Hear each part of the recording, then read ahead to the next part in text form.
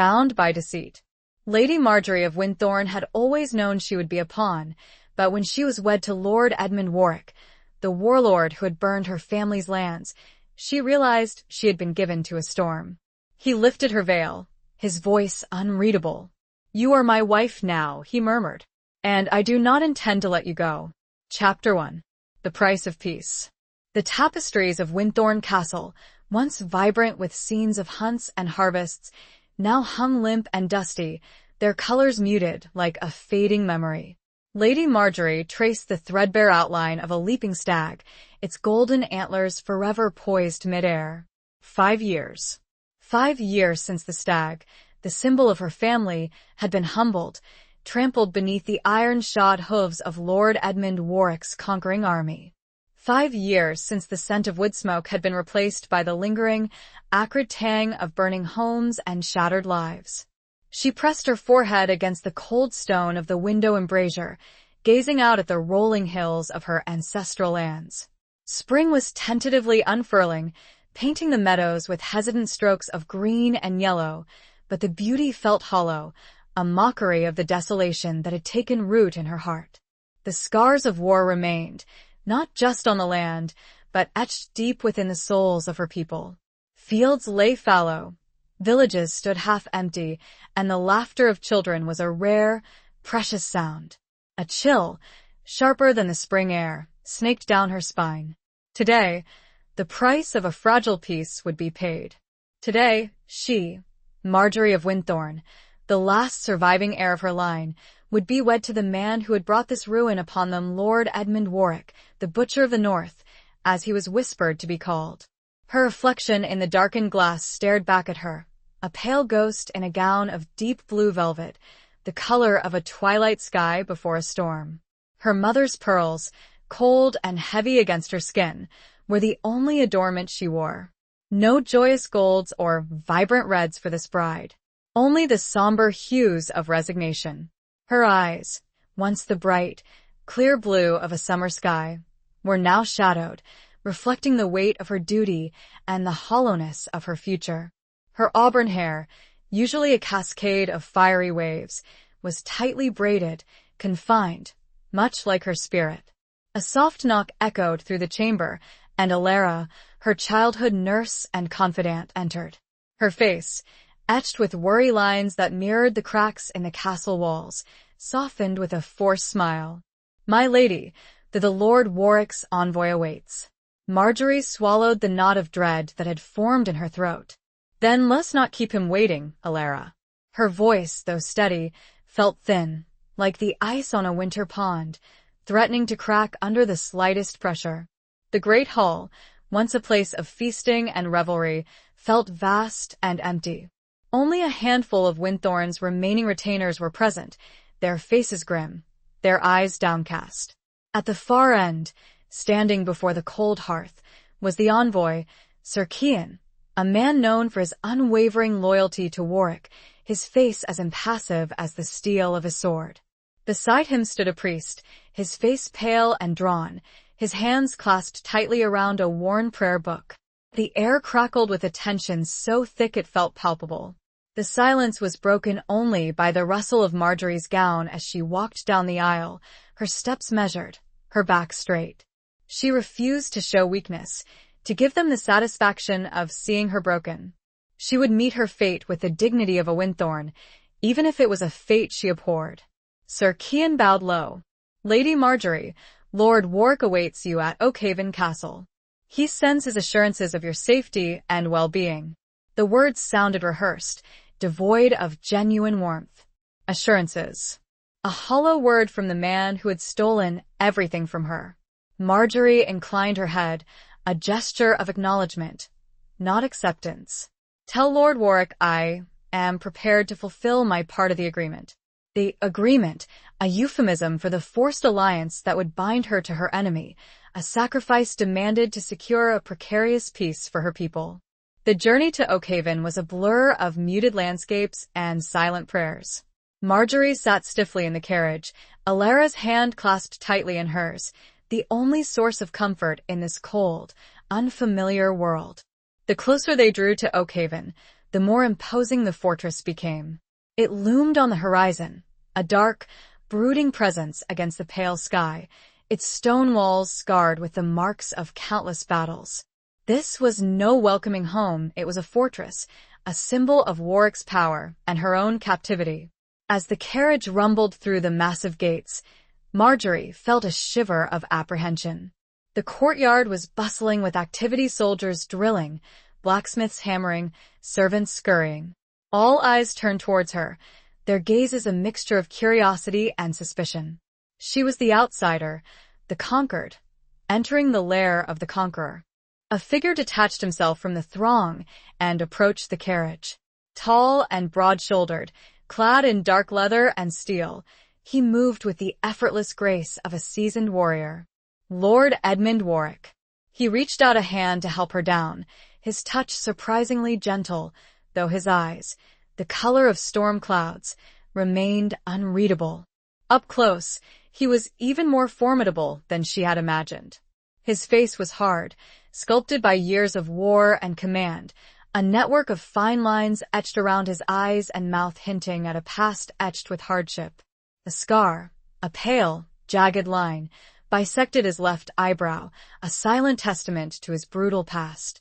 He led her into the castle, the silence between them heavy with unspoken words. The great hall of Oakhaven was a stark contrast to Winthorne's faded grandeur. Here, the tapestries were new, depicting scenes of Warwick victories, the colors bold and vibrant. The air hummed with the energy of a household accustomed to power and command. The wedding ceremony was brief, devoid of any warmth or joy. The priest's voice droned on, reciting the ancient vows, but Marjorie felt detached, as if she were watching the scene unfold from a distance.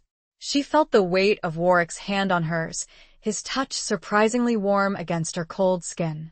When the time came to exchange vows, her voice was clear and steady, though her heart hammered against her ribs like a trapped bird. I, Marjorie of Winthorne, take thee, Edmund Warwick, to be my wedded husband. The words tasted like ashes in her mouth. Warwick's response was equally formal, his voice a low rumble that echoed through the hall. I, Edmund Warwick, take thee, Marjorie of Winthorne, to be my wedded wife. Then he lifted her veil, his gaze locking with hers. For a fleeting moment, she saw something flicker in the depths of his stormy eyes, not tenderness, perhaps, but something else. A hint of vulnerability? Or was it merely a trick of the light? His voice was unreadable. You are my wife now, he murmured, his breath warm against her cheek. And I do not intend to let you go. The words, though spoken softly, sent a shiver down her spine. They were not a promise of affection, but a declaration of possession. She was his now, a prize of war, a pawn in his game. And as she looked into those cold, unyielding eyes, Marjorie knew that her battle had only just begun. The battle for her survival, for her dignity, and, perhaps, for her very soul. The weight of his words, and all he represents, pressed down. Would she survive? Chapter 2. A warlord's wife. The feast that followed the ceremony was a lavish affair, a display of Warwick's wealth and power. Roasted meats, glistening with fat, were piled high on silver platters. Wine flowed freely, filling goblets that glittered in the torchlight. Musicians played lively tunes, but the music felt discordant to Marjorie's ears, a jarring counterpoint to the turmoil in her heart. She sat beside Warwick at the high table, a silent, watchful presence amidst the boisterous revelry. He, in contrast, seemed at ease, exchanging jests with his men, his laughter booming through the hall. He was a man accustomed to command, to being the center of attention. But his eyes, when they met hers, held a guardedness, a sense of assessing her, weighing her worth. She picked at the food on her plate, her appetite gone. The rich flavors tasted like dust in her mouth. She was surrounded by strangers, by the very people who had brought ruin upon her family. Every glance, every whispered conversation, felt like an accusation. A burly knight, his face flushed with wine, approached the high table, bowing low before Warwick. My lord, a toast. To the union of Warwick and Winthorne. May it bring peace and prosperity to these lands. A chorus of cheers erupted, and goblets were raised. Marjorie forced a smile, a mask of civility to hide the resentment that churned within her. Peace? Prosperity? It was a hollow jest.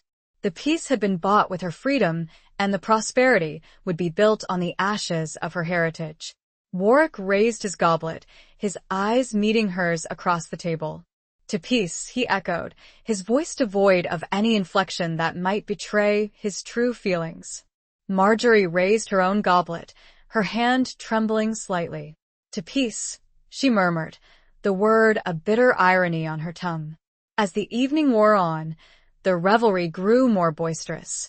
Marjorie felt increasingly isolated, a solitary island in a sea of unfamiliar faces. She longed for the quiet comfort of her own chambers, for the familiar presence of Alara. Finally, Warwick rose from his seat, signaling the end of the feast.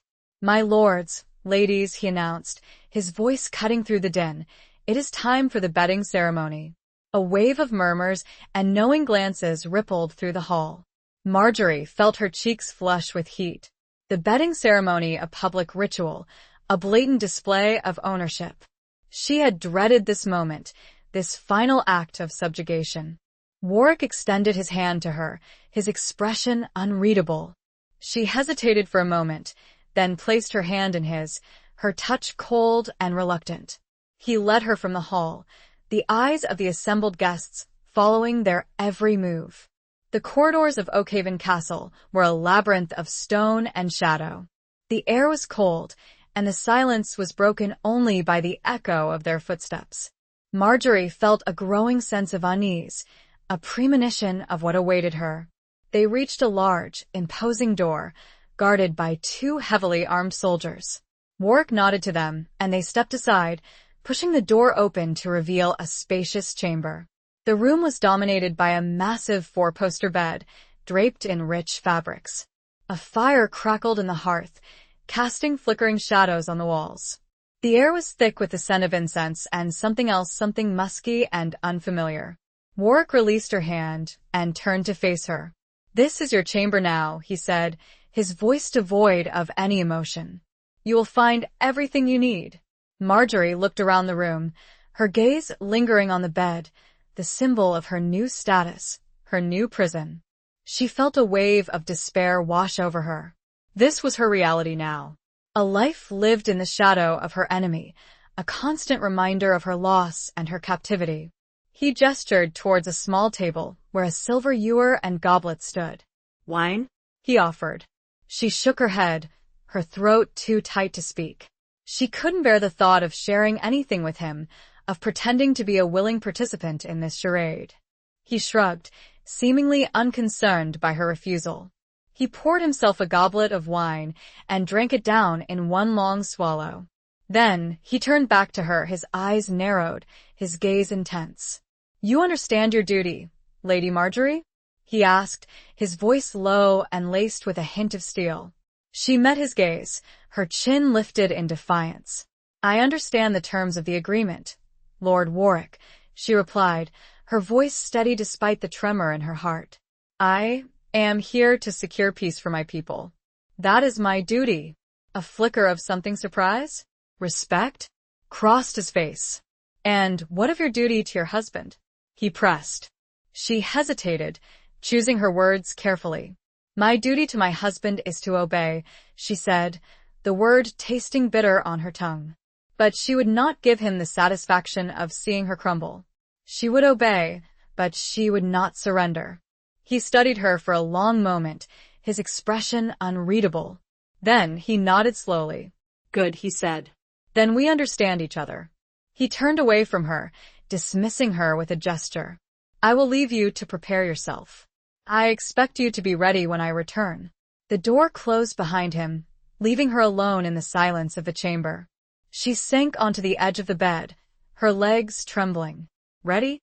How could she ever be ready for this? For a life with the man who had destroyed everything she held dear? Alara entered, her face etched with concern. "My lady, are you all right?" Marjorie forced a smile, trying to reassure her old nurse. I am as well as can be expected, Alara. Alara helped her undress, her touch gentle and soothing.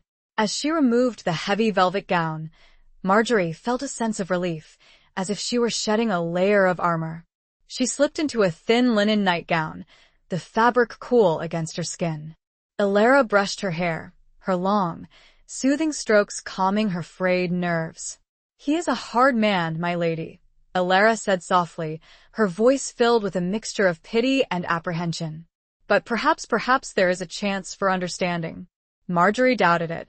She had seen nothing in Warwick's eyes to suggest any possibility of understanding, of compassion.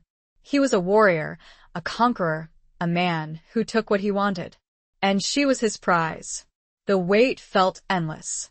Every creak of the floorboards, every rustle of the wind outside the window, sent a jolt of fear through her. She paced the room, her mind racing, her heart pounding. Finally, the door opened, and Warwick entered. He had removed his outer garments, and his broad chest was bare, the muscles rippling beneath his skin.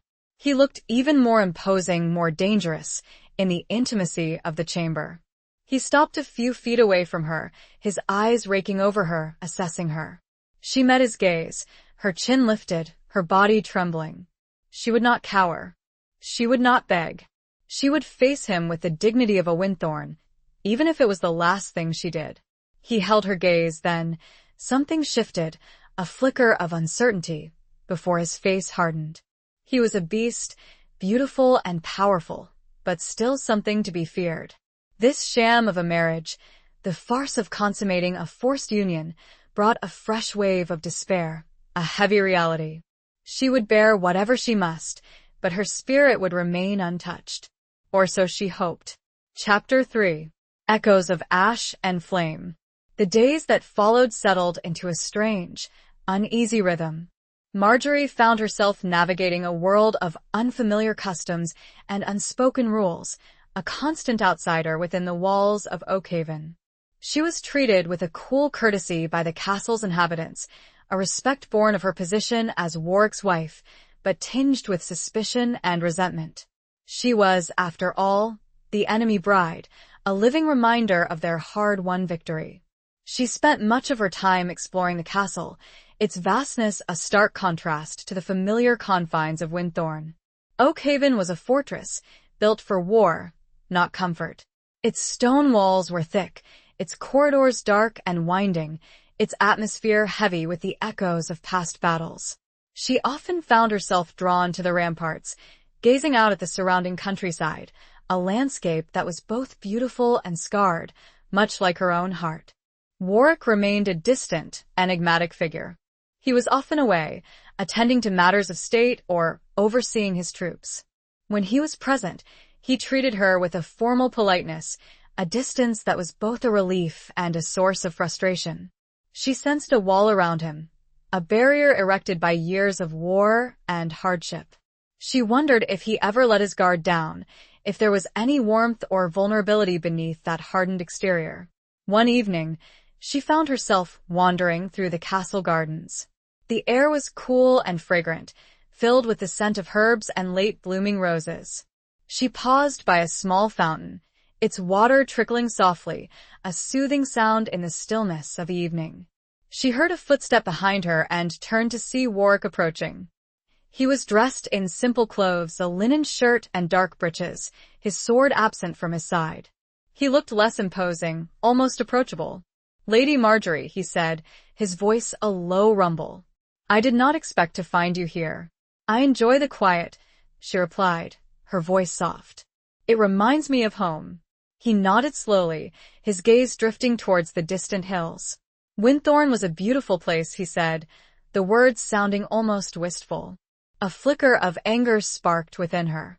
He had destroyed that beauty, had brought ruin upon her home. "It was," she said, her voice laced with a hint of bitterness. He turned to face her, his eyes meeting hers. "I did what I had to do," he said, his voice devoid of any apology. "War is not a gentle game." "And peace?" she challenged.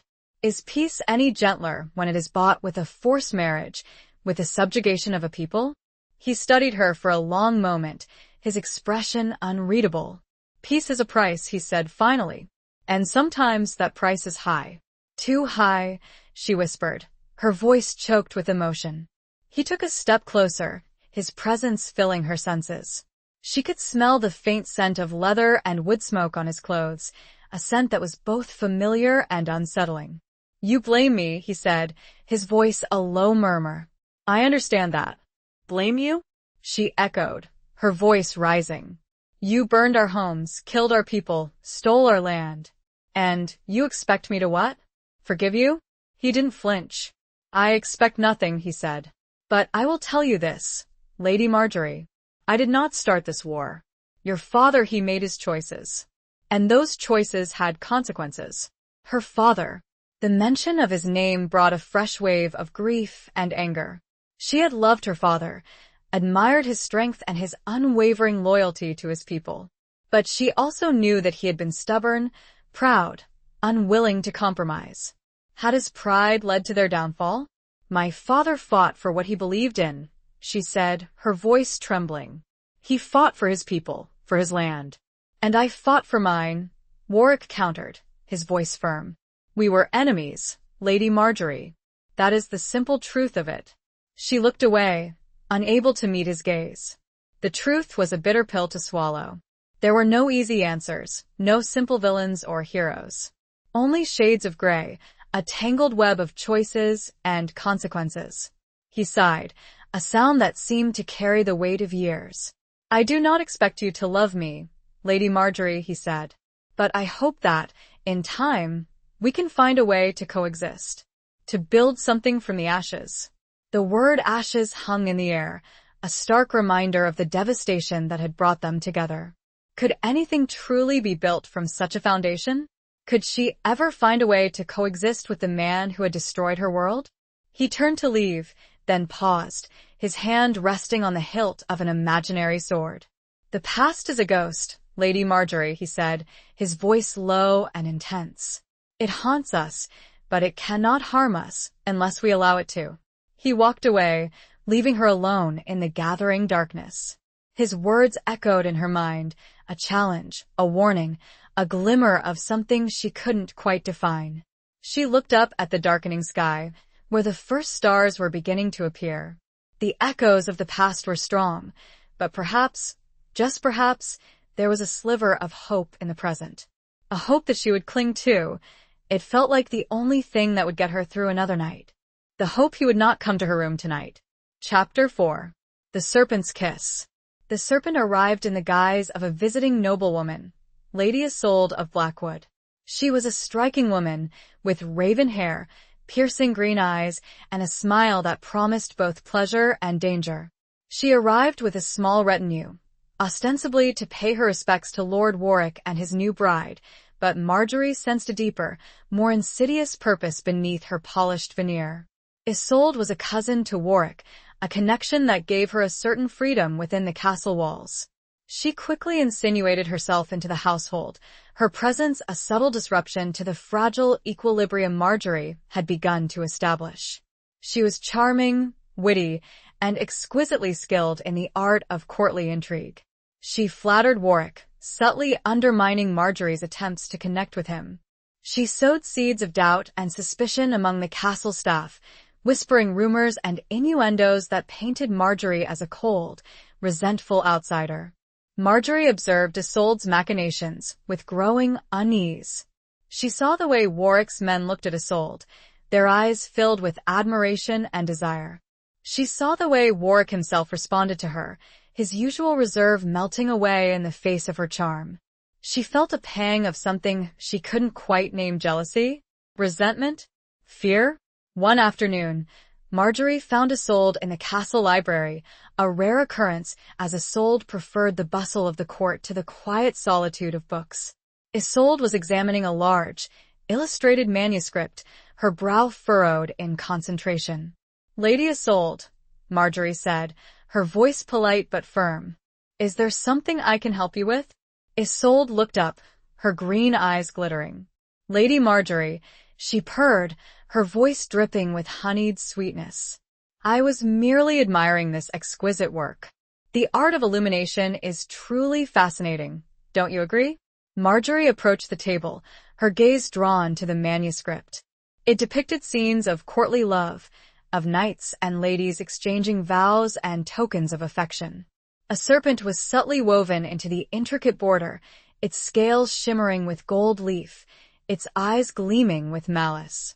"It is beautiful," Marjorie agreed, her voice carefully neutral, "but also dangerous. The serpent is a symbol of temptation, of betrayal." Isolde's smile widened. "Indeed," she said, "but temptation can be alluring, don't you think? And betrayal sometimes, it is necessary." Marjorie met her gaze, sensing a challenge, a veiled threat. "Necessary for whom?" she asked. Isolde's eyes flickered. "For those who seek to advance their position," she said smoothly. "For those who understand the game of power." "And what is the game, Lady Isolde?" Marjorie pressed. "To sow discord? To undermine trust?" Isolde laughed, a light, airy sound that held a hint of steel. "The game, my dear Marjorie, is to survive. To thrive. To seize what is rightfully yours." "And what is rightfully yours, Lady Isolde?" Marjorie asked, her voice low and steady. Isolde's smile vanished, replaced by a look of cold calculation. "That, my dear, is none of your concern," she said. She closed the manuscript with a snap, the sound echoing through the quiet library. "But I suggest you watch your back, Lady Marjorie. The game is afoot, and you are a player, whether you like it or not." She swept out of the library, leaving Marjorie alone with the unsettling image of the serpent and the weight of her unspoken threat. The encounter left Marjorie shaken, but also determined. She would not be intimidated. She would not allow Isolde to undermine her, to drive a wedge between her and Warwick. That evening, at dinner, Marjorie made a conscious effort to engage with Warwick, to break through the wall of reserve he had erected around himself. She spoke of her childhood, of the traditions of Winthorne, of her hopes for the future. He listened politely, but his eyes remained guarded, his responses brief. Isolde, seated on Warwick's other side, watched them with a subtle smile, her eyes gleaming with amusement. She interjected frequently, her comments laced with subtle barbs, designed to belittle Marjorie and elevate herself. Marjorie felt her patience wearing thin. She had tried to be civil, to find common ground, but Isolde's constant interference was making it impossible. Finally, she could bear it no longer. "Lord Warwick," she said, her voice clear and steady, "I would speak with you alone." Warwick raised an eyebrow, surprised by her directness. Isolde's smile vanished, replaced by a look of annoyance. "Of course, Lady Marjorie," Warwick said. He gestured towards a small, private chamber off the main hall. "We can speak there." He led her into the chamber, closing the door behind them. The room was dimly lit, the air thick with the scent of beeswax and old parchment. Marjorie turned to face him, her hands clasped tightly in front of her. "My lord," she began, her voice trembling slightly, "I must speak to you about Lady Isolde." Warwick's expression hardened. "What about her?" he asked, his voice guarded. "She is a danger," Marjorie said. "She seeks to undermine me, to sow discord between us." Warwick frowned. "Isolde is my cousin," he said. "She is a guest in this castle. I will not tolerate accusations against her without proof." "Proof?" Marjorie echoed, her voice rising. "What proof do you need? Her whispers, her glances, her constant attempts to belittle me in your eyes?" He sighed, running a hand through his hair. "Marjorie," he said, his voice softening slightly, "you are imagining things. Isolde is flirtatious, yes, but she means no harm." "She means to take my place," Marjorie said, her voice filled with desperation. "She seeks to become your wife." A flicker of something surprise? Amusement? Crossed Warwick's face. "That is absurd," he said. "I am already married." "To a woman you do not love," Marjorie countered. "To a woman who represents your enemy." He studied her for a long moment, his expression unreadable. "You underestimate yourself, Lady Marjorie," he said finally. "You are more than just a symbol. You are my wife, and I will not allow anyone to disrespect that." His words, though spoken softly, sent a shiver of hope through her. Was it possible? Could he actually care for her? Or was it merely his sense of duty, his pride, that made him defend her? He turned, about to leave, when she acted without thinking. She grabbed his hand. He looked at her, the question clear, and she could only stare back. He took a step, closer. She could smell his scent, feel the heat from him. Then another step. She could feel his breath. He lowered his head and closed the space. The kiss, a serpent's kiss. Both a warning and a beginning. The shock of sensation of contact. The pressure of his mouth, and the slow burning that began. It did not stop. Chapter 5. Beneath a Cold Moon. The kiss lingered, a brand upon her lips, a confusing mix of defiance and something perilously close to desire. Warwick pulled back, his eyes, usually so guarded, now held a flicker of something she couldn't quite decipher, surprise, perhaps, and a hint of raw hunger that sent a shiver of both fear and anticipation through her. The silence stretched between them, thick with unspoken questions, with the weight of their forced union and the unexpected spark that had ignited between them. Marjorie felt her cheeks flush, her heart pounding against her ribs like a trapped bird. She had initiated the kiss, a desperate attempt to break through his defenses, to assert her presence, but she hadn't anticipated the intensity of his response, nor the way it had stirred something deep within her. "Marjorie," he began, his voice a low rumble, his hand still lingering near hers, the ghost of their touch still present. She stepped back, breaking the spell, her composure fragile. "My lord," she said, her voice trembling slightly, I apologize." "I should not have." He raised a hand, silencing her. "No apology is necessary," he said, his voice surprisingly gentle. "You are my wife. You have certain rights." Rights. The word hung in the air, a reminder of their situation, of the power imbalance that defined their relationship. She was his wife, yes, but she was also his captive, a pawn in his game. "But I am not Isolde," she said, her voice laced with a hint of bitterness. She couldn't help but compare herself to the glamorous, alluring woman who had so easily captured his attention. His expression hardened. "Isolde is family," he said, his voice guarded. "She is different." Different. The word stung. Marjorie knew she could never compete with Isolde's beauty, her charm, her easy familiarity with the ways of the court. But she had something Isolde didn't: a fierce loyalty to her people, a deep-rooted sense of honor, and a growing, undeniable connection to the man standing before her. "Different how?" she pressed, her voice challenging. He hesitated, his gaze searching hers. "She understands the complexities of our world," he said finally. "She knows how to navigate the dangers." "And I do not?" Marjorie challenged. Her pride stung. He sighed, running a hand through his hair. "You are innocent, Marjorie," he said, his voice softening slightly. "You have been sheltered, protected. You do not see the shadows that lurk beneath the surface." She bristled at his words. "I am not a child, Lord Warwick," she said. "I have seen war, I have seen loss. I know that the world is not a gentle place." He studied her for a long moment, his expression unreadable. "Perhaps," he said finally, "but you still have much to learn." He turned to leave, then paused at the door, his hand resting on the latch. "Do not trust everyone, Marjorie," he said, his voice low and intense. "Especially those who smile too sweetly." He left, leaving her alone with his warning and the lingering memory of his kiss. His words echoed in her mind, a stark reminder of the dangers that surrounded her, of the treacherous currents that flowed beneath the surface of courtly life. The following days were marked by a growing tension between Marjorie and Isolde. Isolde continued her subtle campaign of undermining Marjorie, her whispers and innuendos growing bolder, more malicious. Marjorie tried to ignore her, to focus on her duties as Warwick's wife, but Isolde's constant presence was a thorn in her side, a constant reminder of her precarious position.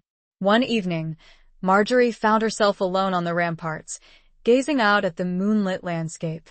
The sky was clear, the stars bright, but the beauty of the night did little to soothe her troubled spirit.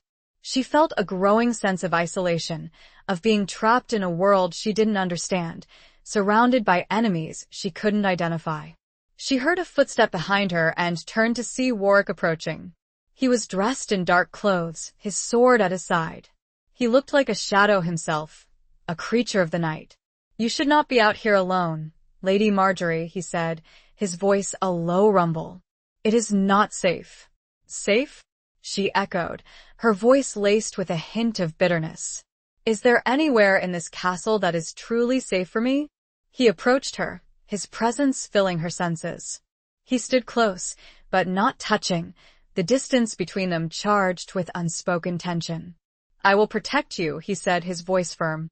"That is my vow." She looked up at him, her eyes searching his. "From whom?" she asked. "From your enemies? From your cousin? From yourself?" He didn't flinch. "From anyone who would harm you," he said. She wanted to believe him, to trust in his protection, but the doubts lingered. He was a warrior, a conqueror, a man accustomed to getting what he wanted. Could she truly trust him to put her safety above his own desires, his own ambitions? The moon, a cold, silver disk in the inky sky, cast long shadows across the ramparts. The wind whispered through the battlements, carrying the scent of pine and the distant sound of wolves howling. "Why did you kiss me?" she asked, her voice barely above a whisper. He hesitated, his gaze searching hers. "Because you are beautiful," he said finally. "And because I wanted to." The honesty of his answer surprised her. It was not a courtly compliment, not a carefully crafted phrase designed to flatter. It was a simple, raw admission of desire. And it terrified her, because she knew that desire could be a dangerous weapon, a tool of manipulation, a path to heartbreak. She looked away, unable to meet his gaze. "I do not want to be another conquest, Lord Warwick," she said, her voice trembling. He reached out and gently cupped her chin, turning her face back towards his. "You are not a conquest, Marjorie," he said, his voice low and intense. "You are something more." Something more. The words hung in the air, a promise, a possibility, a threat. She didn't know what to believe, what to feel. She was caught between fear and desire, between duty and rebellion, between the past that haunted her and the uncertain future that lay ahead. He leaned in, his breath warm against her cheek. She closed her eyes, bracing herself for another kiss, for another surge of confusing emotions. But it didn't come. He simply held her gaze, searching, questioning. Then he stepped back, releasing her. "Sleep well, Lady Marjorie," he said, his voice a soft murmur. He turned and walked away, leaving her alone beneath the cold, indifferent moon. The wind picked up, tugging and pulling. She wrapped her arms around herself for warmth that did not come. She was cold. So cold. Chapter 6. The Falcon and the Dove. The arrival of Lord Alaric, Warwick's younger brother, brought a shift in the dynamics of Oakhaven Castle. Alaric was everything Warwick was not: charming, jovial, and openly affectionate. He was a skilled warrior, but he preferred the pleasures of the court to the rigors of the battlefield. He was a falcon, soaring freely, while Warwick was the grounded, steady oak. Alaric greeted Marjorie with warmth and enthusiasm, treating her with a courtesy that was a stark contrast to the reserved politeness of his brother. He complimented her beauty, praised her intelligence, and sought out her company at every opportunity. He was a breath of fresh air in the stifling atmosphere of Oakhaven, a welcome distraction from the constant tension between her and Warwick and the insidious machinations of Isolde. Marjorie found herself drawn to Alaric's easy charm, to his light-hearted banter and his genuine interest in her. He listened to her stories of Winthorne, shared her love of music and poetry, and treated her as an equal, not a prize of war. He was a reminder of the life she had lost, of the joy and laughter that had been stolen from her. One afternoon, Alaric invited Marjorie to join him for a falconry demonstration. She accepted eagerly, grateful for the opportunity to escape the confines of the castle. The falconry mews were located on a hill overlooking the castle, a place of open sky and sweeping views. The air was crisp and clear, the sun warm on her skin. Alaric introduced her to his prized falcon, a magnificent bird with piercing eyes and razor-sharp talons. "Her name is Zephyr," Alaric said, his voice filled with pride. "She is swift, strong, and utterly loyal." He released the falcon, and it soared into the sky, circling gracefully above them. Marjorie watched in awe, captivated by the bird's beauty and power. "She is magnificent," Marjorie said, her voice filled with wonder. Alaric smiled. "She is," he agreed. "But even the strongest falcon needs a gentle hand to guide it." He demonstrated the art of falconry, showing her how to lure the bird back to his glove with a whistle and a piece of meat. He was patient and encouraging, his touch light and reassuring. As they practiced, Marjorie felt a sense of freedom, of exhilaration. She forgot, for a moment, the weight of her responsibilities, the burden of her forced marriage. She was simply a woman enjoying the beauty of nature and the companionship of a kind and charming man. But the idyll was shattered by the arrival of Warwick. He stood at the edge of the field, his face a mask of cold disapproval. He had been hunting, and he was still dressed in his hunting leathers, his sword at his side. He looked like a storm cloud gathering on the horizon.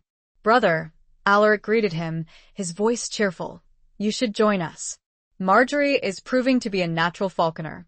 Warwick's gaze flickered to Marjorie, his eyes narrowed. "I see," he said, his voice devoid of any warmth. "I did not realize you were so interested in falconry, Lady Marjorie." She felt her cheeks flush under his scrutiny. She knew that he disapproved of her spending time with Alaric, that he saw it as a betrayal, a sign of her disloyalty. "It is a fascinating pastime, my lord," she said, her voice carefully neutral. "I am grateful to Lord Alaric for sharing his knowledge with me." Warwick's expression remained unchanged. "I am sure you are," he said. He turned to Alaric. "Brother, I need to speak with you alone." Alaric's smile faded. He nodded, understanding the unspoken command. "Of course, Edmund," he said. He turned to Marjorie, his expression apologetic. "Lady Marjorie, I must bid you farewell. Perhaps we can continue our lesson another time." He bowed and walked away, joining his brother. Marjorie watched them go, her heart sinking. She knew that Warwick was angry, that he would punish Alaric for his perceived transgression. She was left alone with the falcon, Zephyr, perched on her glove. The bird looked at her with its piercing eyes, its gaze unwavering. Marjorie felt a kinship with the creature, a sense of shared captivity. She released the falcon, and it soared into the sky, disappearing into the vastness of the blue. Marjorie watched it go, her heart filled with a longing for freedom, for a life untethered by duty and obligation. That evening, at dinner, the atmosphere was tense. Warwick was silent and withdrawn, his gaze fixed on his plate. Alaric was subdued, his usual cheerfulness gone. Isolde, sensing the shift in the dynamics, watched them all with a knowing smile, her eyes gleaming with malicious amusement. Marjorie picked at her food, her appetite gone. She felt a growing sense of unease, a premonition of trouble to come. After dinner, Warwick summoned her to his private chamber. She entered the room with trepidation, her heart pounding. He was standing by the window, gazing out at the night sky. He turned to face her, his expression grim. "You spend too much time with my brother," he said, his voice cold and accusing. She met his gaze, her chin lifted in defiance. "He is kind to me," she said. "He treats me with respect." "He is a distraction," Warwick said. "He fills your head with foolish notions." "He reminds me of what it is like to be free," she countered.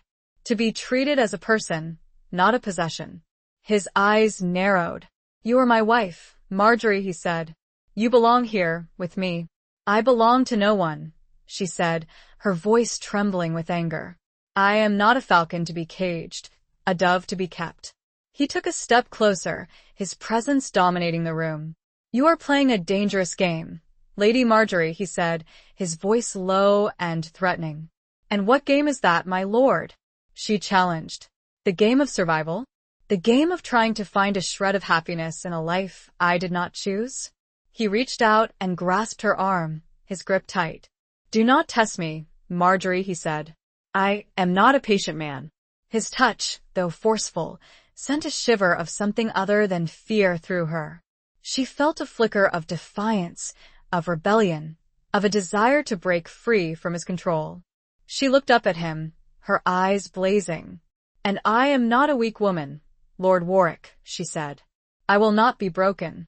He held her gaze, the tension between them thick and charged. Then slowly his grip loosened. He released her arm, his expression softening slightly.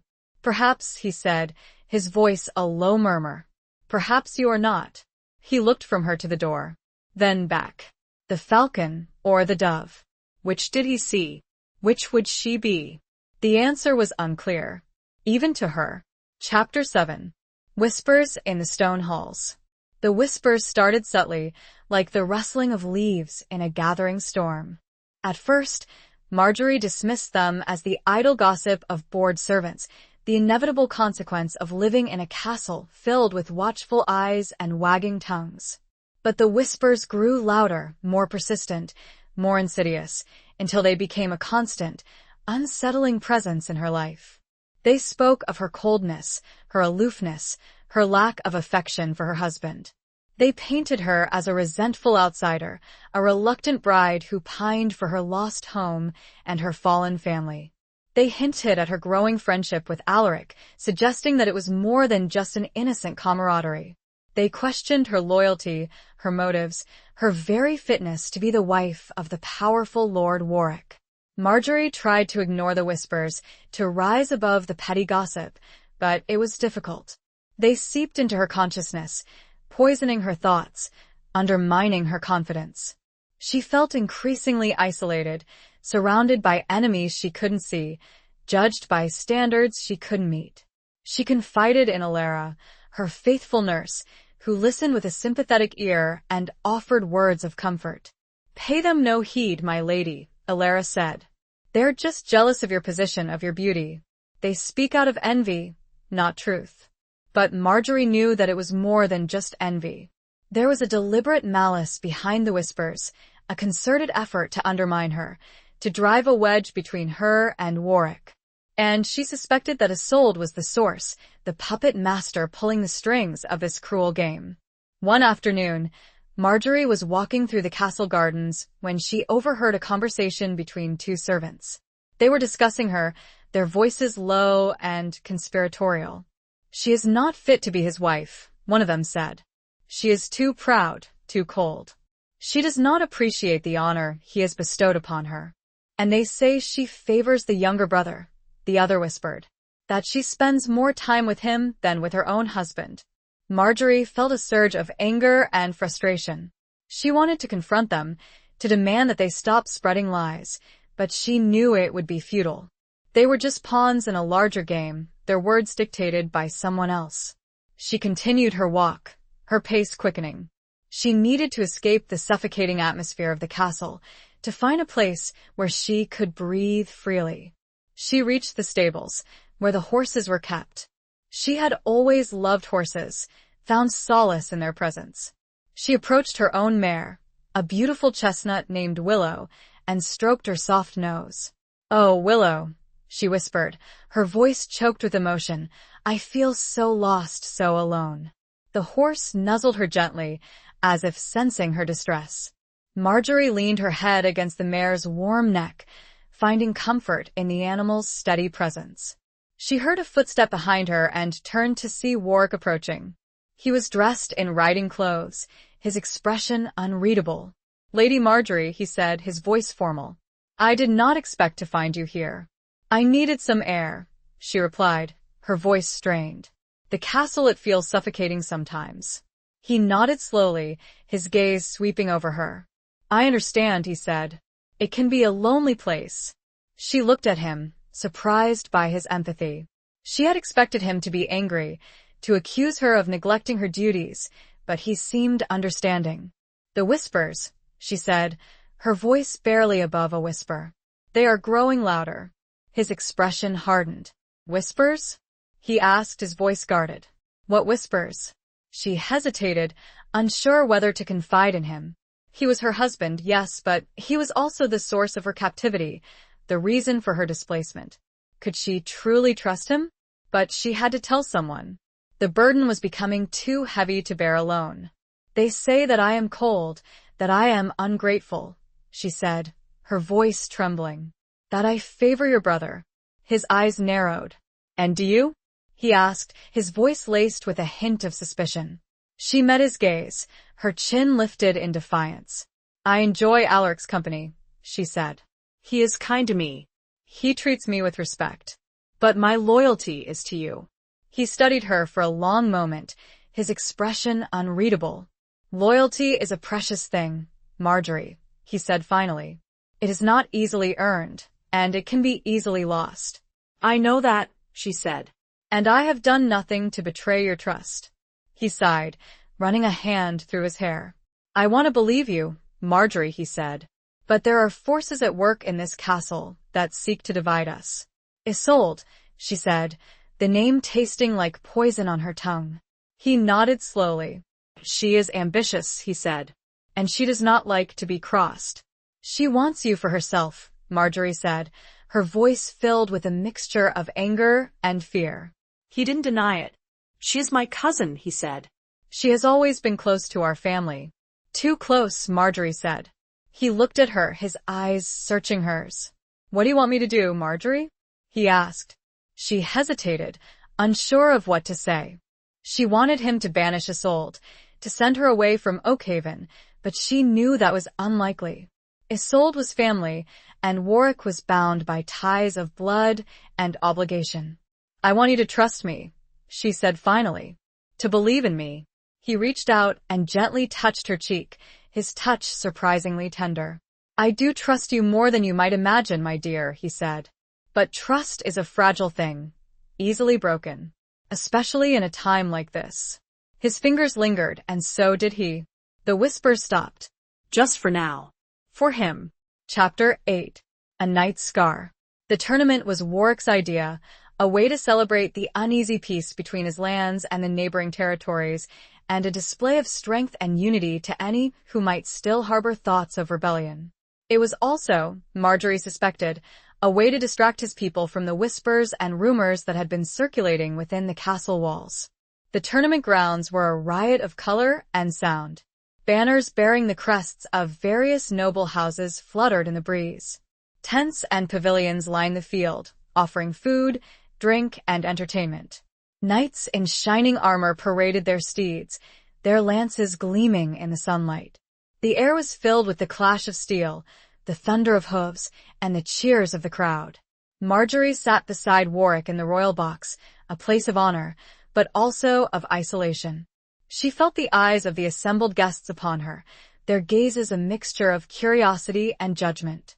She was the foreign bride, the former enemy, the subject of endless speculation. Warwick, as always, seemed impervious to the scrutiny. He was in his element, a warrior among warriors, a leader among his people. He watched the events with a keen eye, his expression unreadable. Alaric was among the participants, his armor gleaming, his lance held high. He rode with skill and grace, unseating several opponents with ease. Marjorie found herself cheering for him, her heart pounding with excitement. Isolde, seated on Warwick's other side, watched Alaric with a proprietary air, her eyes filled with admiration. She leaned in close to Warwick, whispering comments in his ear, her laughter ringing out across the field. Marjorie felt a pang of jealousy, a resentment that she tried to suppress. The jousting continued throughout the day, the competition fierce and brutal. Several knights were injured, their armor dented, their bodies bruised. Marjorie found the spectacle both thrilling and unsettling. It was a reminder of the violence that underlay the fragile peace, of the constant threat of war that hung over their heads. In the final joust, Alaric faced Sir Cian, Warwick's most trusted knight, the same man who had served as envoy to Winthorne. Sir Cian was a formidable opponent, known for his strength and his unwavering loyalty to Warwick. The two knights charged at each other, their lances meeting with a resounding crash. Alaric's lance shattered, and he was unseated, falling heavily to the ground. Marjorie gasped, her heart leaping into her throat. She saw Warwick rise to his feet, his expression concerned. Sir Cian dismounted and approached Alaric, offering him a hand. Alaric accepted it, rising slowly to his feet. He seemed unharmed, but his pride was clearly wounded. Warwick descended from the royal box and approached the two knights.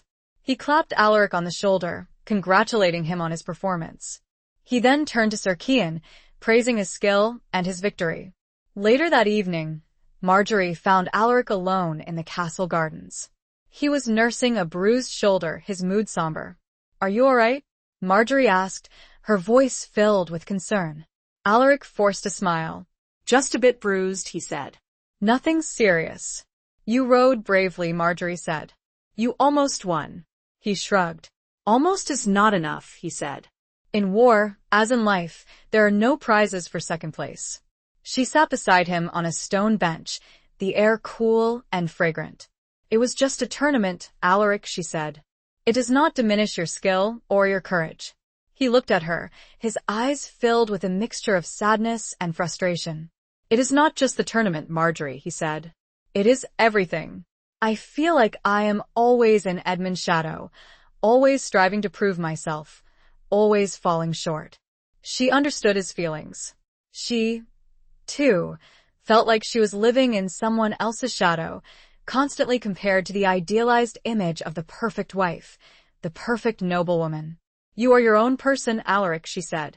"You have your own strengths, your own talents. You do not need to prove yourself to anyone."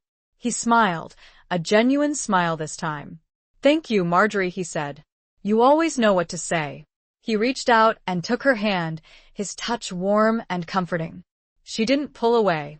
She found solace in his presence, in his friendship. They sat in silence for a while, the only sound the gentle rustling of the leaves. Then, Alaric spoke again, his voice low and hesitant. "There is something I have wanted to tell you, Marjorie," he said. "Something I have been keeping secret."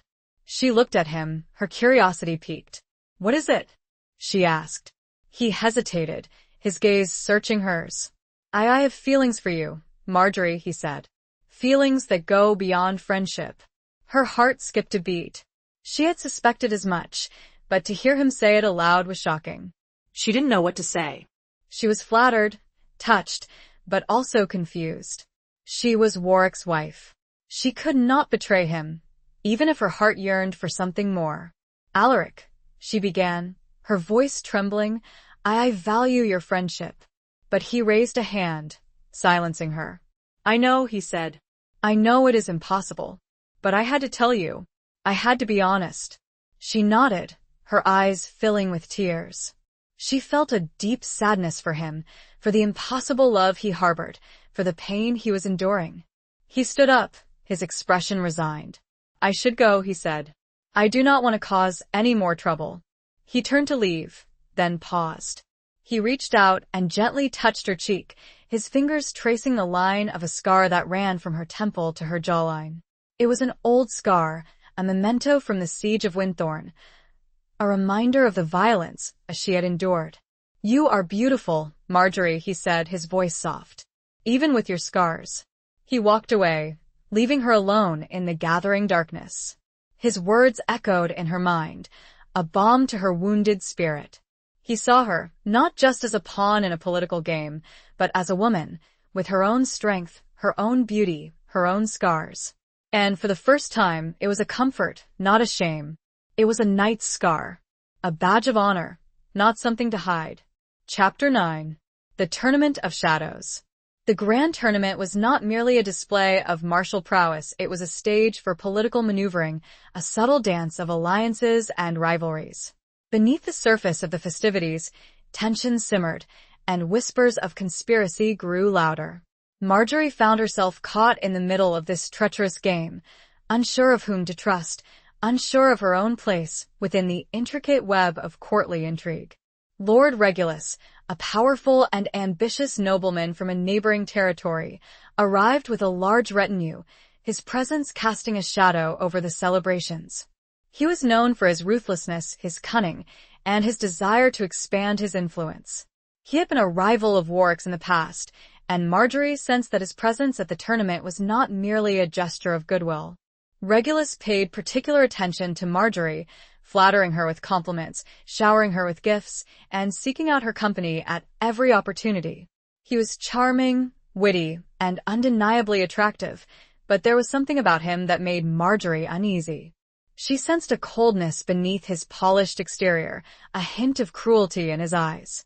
Warwick observed Regulus's attentions to Marjorie with a mixture of suspicion and jealousy. He warned her to be wary of him, to not trust his flattery, but he did not forbid her from interacting with him. He seemed to be testing her, observing her reactions, gauging her loyalty. Isolde, ever watchful, saw an opportunity to exploit the situation. She whispered to Warwick, suggesting that Marjorie was encouraging Regulus's advances, that she was being unfaithful, that she was plotting against him.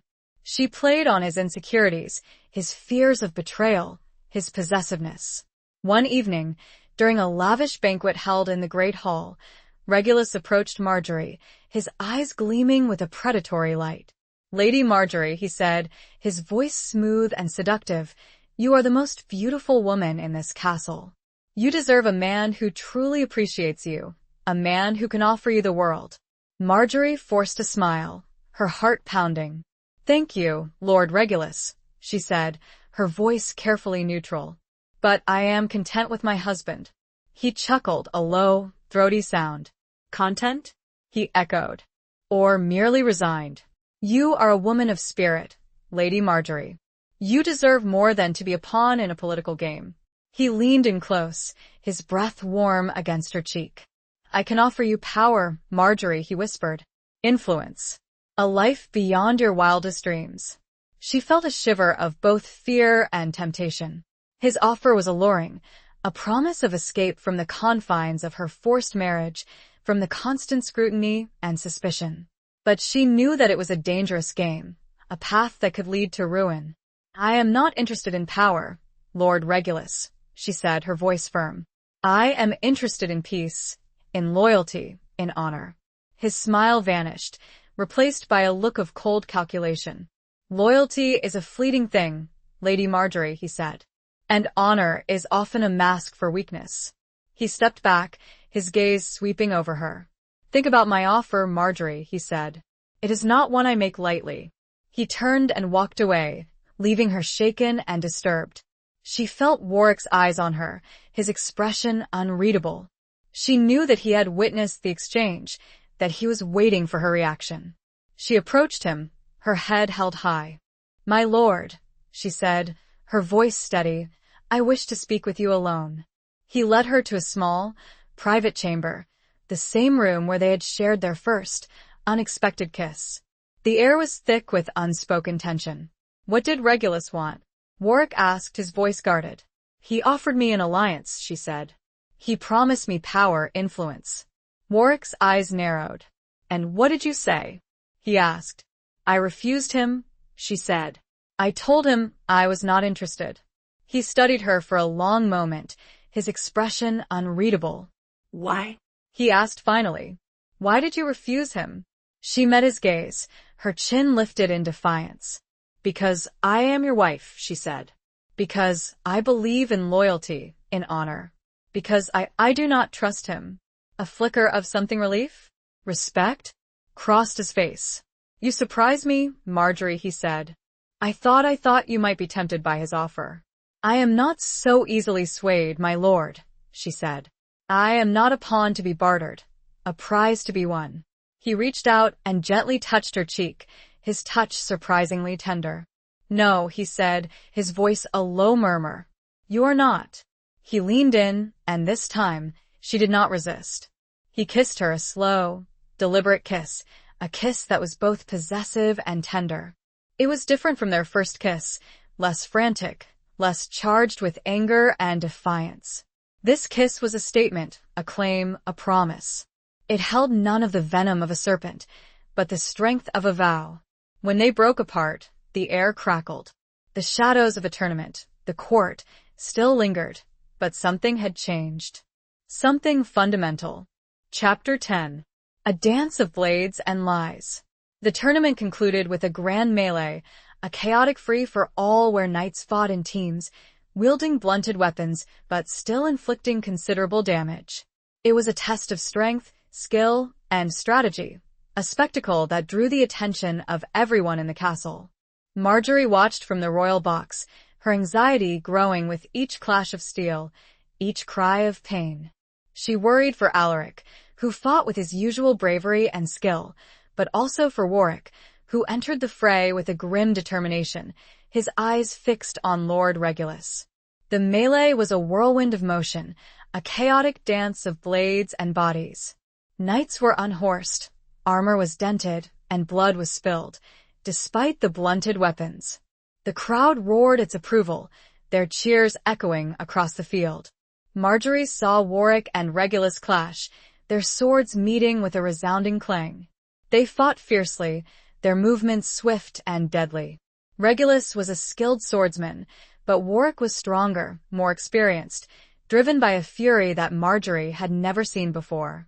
He disarmed Regulus, his sword pointing at the nobleman's throat.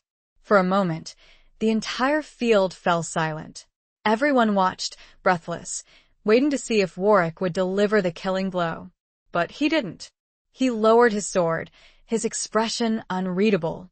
"Yield," he said, his voice cold and commanding. Regulus hesitated, his pride wounded, his ambition thwarted. Then slowly he nodded. "I yield," he said, his voice barely above a whisper. Warwick stepped back, allowing Regulus to rise to his feet. The crowd erupted in cheers, hailing Warwick as the victor. He had proven his strength, his dominance, his right to rule. But the victory felt hollow to Marjorie. She had seen the darkness in Warwick's eyes, the ruthlessness that lay beneath his controlled exterior. She knew that the tournament had not resolved the underlying tensions, that the game of power was far from over. That evening, a celebratory feast was held in the Great Hall. The atmosphere was festive, but there was an undercurrent of unease. Regulus was present, his demeanor subdued, his pride clearly wounded. Isolde watched him with a mixture of disappointment and calculation, her eyes flickering between him and Warwick. Marjorie sat beside Warwick, her mind racing. She felt trapped in a web of lies and deceit, unsure of whom to trust, unsure of her own feelings. She longed for honesty, for transparency, but she knew that such things were rare in the treacherous world of courtly politics. During the feast, a messenger arrived, bearing a sealed scroll for Warwick. He read the message, his expression darkening. He excused himself and left the hall, his movements abrupt and purposeful. Marjorie watched him go, her anxiety growing. She had a premonition that something was wrong, that the fragile peace was about to be shattered. Alaric approached her, his face concerned. "What is it?" he asked. "What did the message say?" Marjorie shook her head. "I do not know," she said. "But I fear something bad is about to happen." Alaric took her hand, his touch reassuring. "We will face it together," he said. "Whatever it is." His words gave her a small measure of comfort, but her fear remained. She knew that the dance of blades and lies was far from over, that the stakes were higher than ever. Later that night, Warwick summoned her to his private chamber. He was standing by the window, gazing out at the darkness, his expression grim. "What is it?" Marjorie asked, her voice trembling. "What has happened?" He turned to face her, his eyes filled with a mixture of anger and sadness. "My spies have intercepted a message," he said. "A message from Regulus to his allies. He is planning to betray us." Marjorie felt a chill run down her spine. She had suspected as much, but to hear it confirmed was terrifying. "What are you going to do?" she asked. "I am going to stop him," Warwick said, his voice cold and determined. "I am going to crush him before he has a chance to strike." "But how?" she asked. "He has allies, a powerful army." "I have allies too," Warwick said. "And I have you." She looked at him, surprised. "Me?" she echoed. "What can I do?" "You can help me," he said. "You can be my eyes and ears. You can gain his trust." She recoiled, horrified. "You want me to spy on him?" she asked. "To pretend to be his friend?" "I want you to survive, Marjorie," he said. "And I want to protect our people. This is the only way." She knew that he was right. It was a dangerous game, a treacherous path, but it was the only way to prevent a war, to save lives. "I will do it," she said, her voice barely above a whisper. "But I will need your help. Your guidance." He nodded. "I will be with you," he said, every step of the way. He reached out and took her hand, his touch firm and reassuring. She looked into his eyes, and for the first time, she saw not just a warrior, not just a conqueror, but a man who was willing to risk everything to protect his people, to protect her. He drew her close, and she let herself be pulled. Lies and steel, a dangerous combination, had brought them here, but something else had taken root. Something far more dangerous. He wouldn't speak of it. Neither would she. Not yet. Chapter 11. The Lion's Denver. The days that followed were a carefully orchestrated dance of deception. Marjorie, guided by Warwick's instructions, began to cultivate a closer relationship with Regulus, feigning sympathy for his wounded pride, subtly hinting at her own dissatisfaction with her marriage, and playing on his ambition and vanity. It was a dangerous game, a constant tightrope walk between maintaining her cover and betraying her true feelings. She had to be charming, alluring, and convincingly discontent, all while concealing her revulsion for Regulus and her growing loyalty to Warwick. She met with Regulus in secret, in the castle gardens, in the library, in deserted corridors. She listened to his complaints, his boasts, his plans for the future. She offered him veiled encouragement, subtle hints of support, all while gathering information for Warwick. Regulus, blinded by his own arrogance and his desire for Marjorie, fell for her deception. He believed that she was genuinely attracted to him, that she was ready to betray her husband, that she was willing to become his ally, his queen. He confided in her, revealing his plans to raise an army, to forge alliances with other disgruntled nobles, to overthrow Warwick and seize control of his lands. He spoke of a future where they would rule together, where they would share power and glory. Marjorie listened, her heart pounding, her mind racing. She had to be careful, to not reveal her true feelings, to not arouse his suspicion. She was walking into the lion's den, and one wrong move could be her last. She reported back to Warwick, relaying everything she had learned. He listened intently, his expression grim, his eyes filled with a mixture of admiration and concern. "You're playing your part well, Marjorie," he said. "But be careful. Regulus is a dangerous man. He will not hesitate to kill you if he discovers your treachery." "I know," she said, "but I will not fail you." She found a strange strength in her deception, a sense of purpose that she had not felt before. She was no longer just a pawn in a political game, a passive observer. She was an active participant, a player in her own right. She was fighting for her survival, for her people, for Warwick. One evening, Regulus invited Marjorie to a private dinner in his chambers. She knew that it was a test, a chance for him to assess her loyalty, to gauge her willingness to betray her husband. She accepted the invitation, her heart pounding with a mixture of fear and determination. She dressed carefully, choosing a gown that was both elegant and alluring, a subtle blend of innocence and seduction. Regulus's chambers were lavishly decorated, the air thick with the scent of incense and expensive wine. He greeted her with a charming smile, his eyes lingering on her with a predatory gaze. "Lady Marjorie," he said, his voice smooth and seductive, "you look radiant tonight." "Thank you, Lord Regulus," she replied, her voice carefully neutral. "You're most kind." He offered her wine, which she accepted, taking a small sip. He watched her closely, his eyes searching hers. "I have been thinking about our conversations, Marjorie," he said, "about our future." She met his gaze, her expression carefully guarded. "And what of our future, my lord?" she asked. "I believe we could be powerful together," he said. "We could achieve great things." "And what of my husband?" she asked, her voice trembling slightly.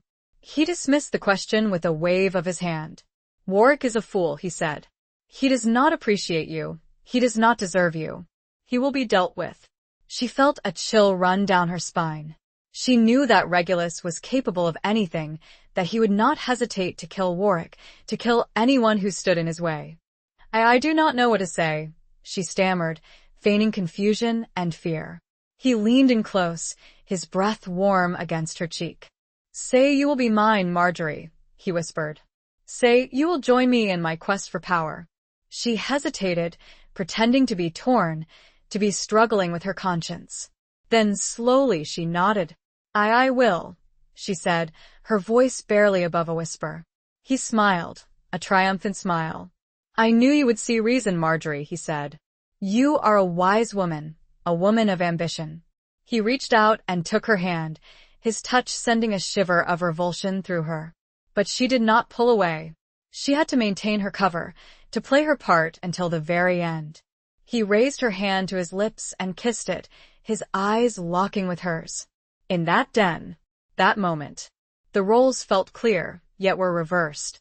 She had led the lion here, and she would control him, or she would die trying. Chapter 12. Blood on the Snow. The plan was set in motion with a chilling precision. Warwick, using the information Marjorie had provided, moved swiftly to preempt Regulus's rebellion. He summoned his loyal bannermen, strengthened the castle defenses, and prepared for a confrontation.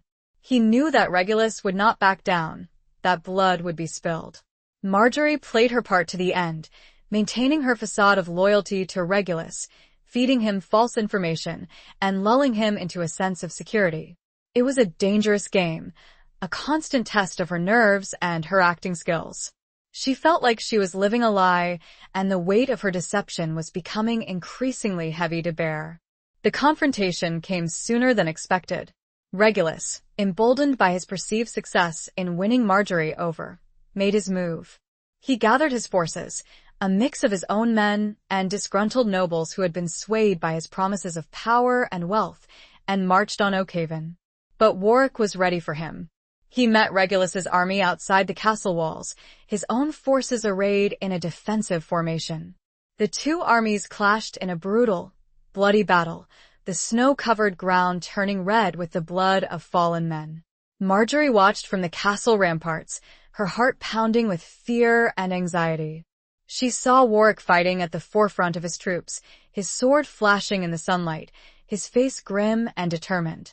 She saw Alaric beside him, his bravery a stark contrast to the treachery of Regulus. The battle raged for hours, the outcome uncertain.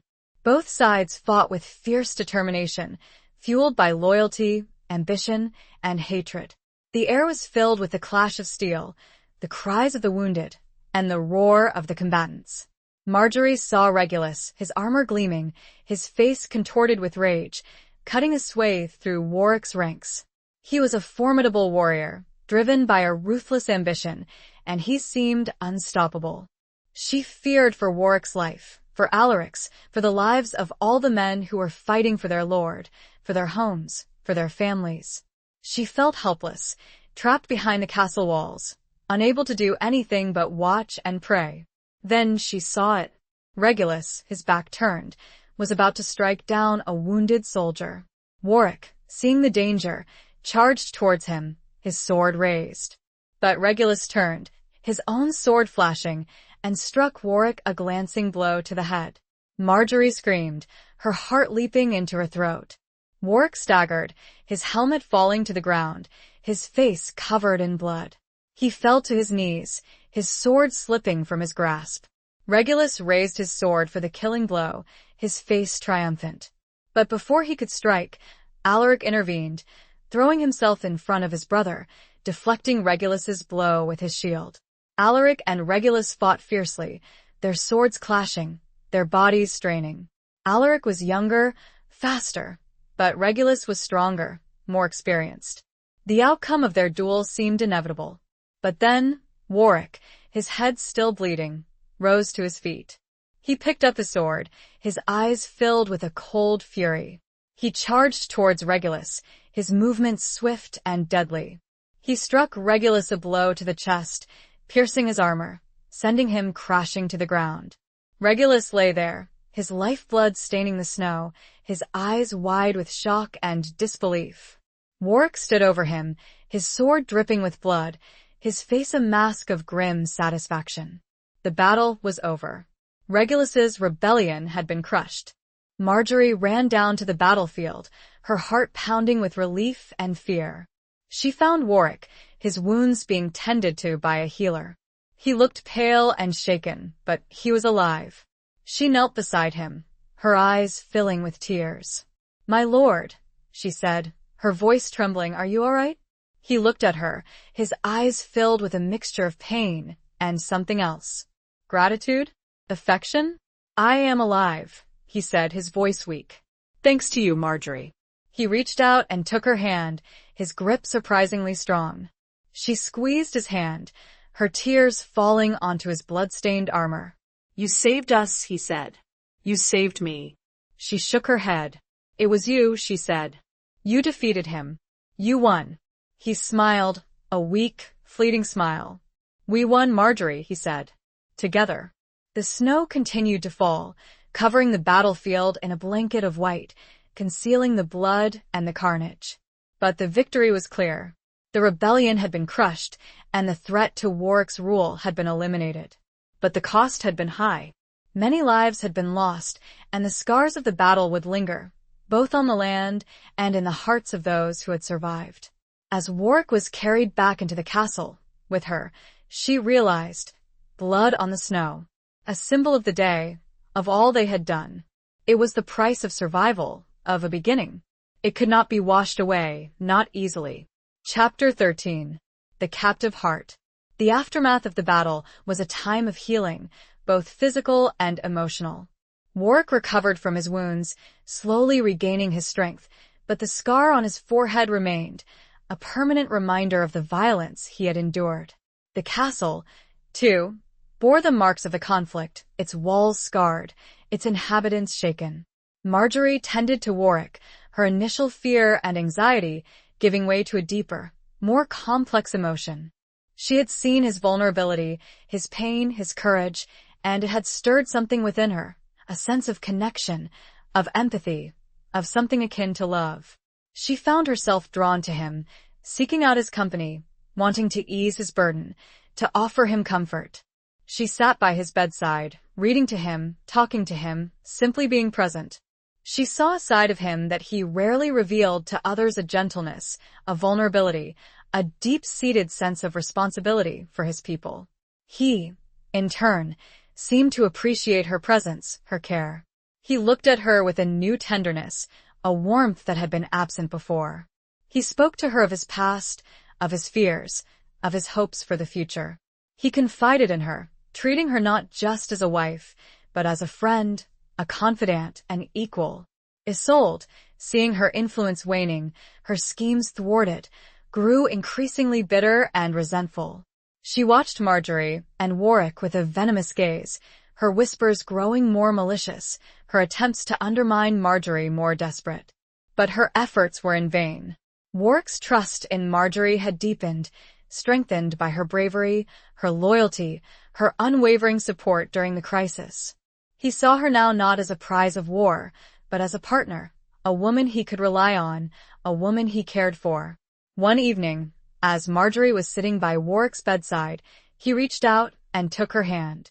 "Marjorie," he said, his voice low and earnest, "I owe you everything." She looked at him, her heart filled with a confusing mix of emotions. "You owe me nothing, my lord," she said. "I did what I had to do." "You did more than you had to do," he said. "You risked your life for me, for our people. You could have betrayed me.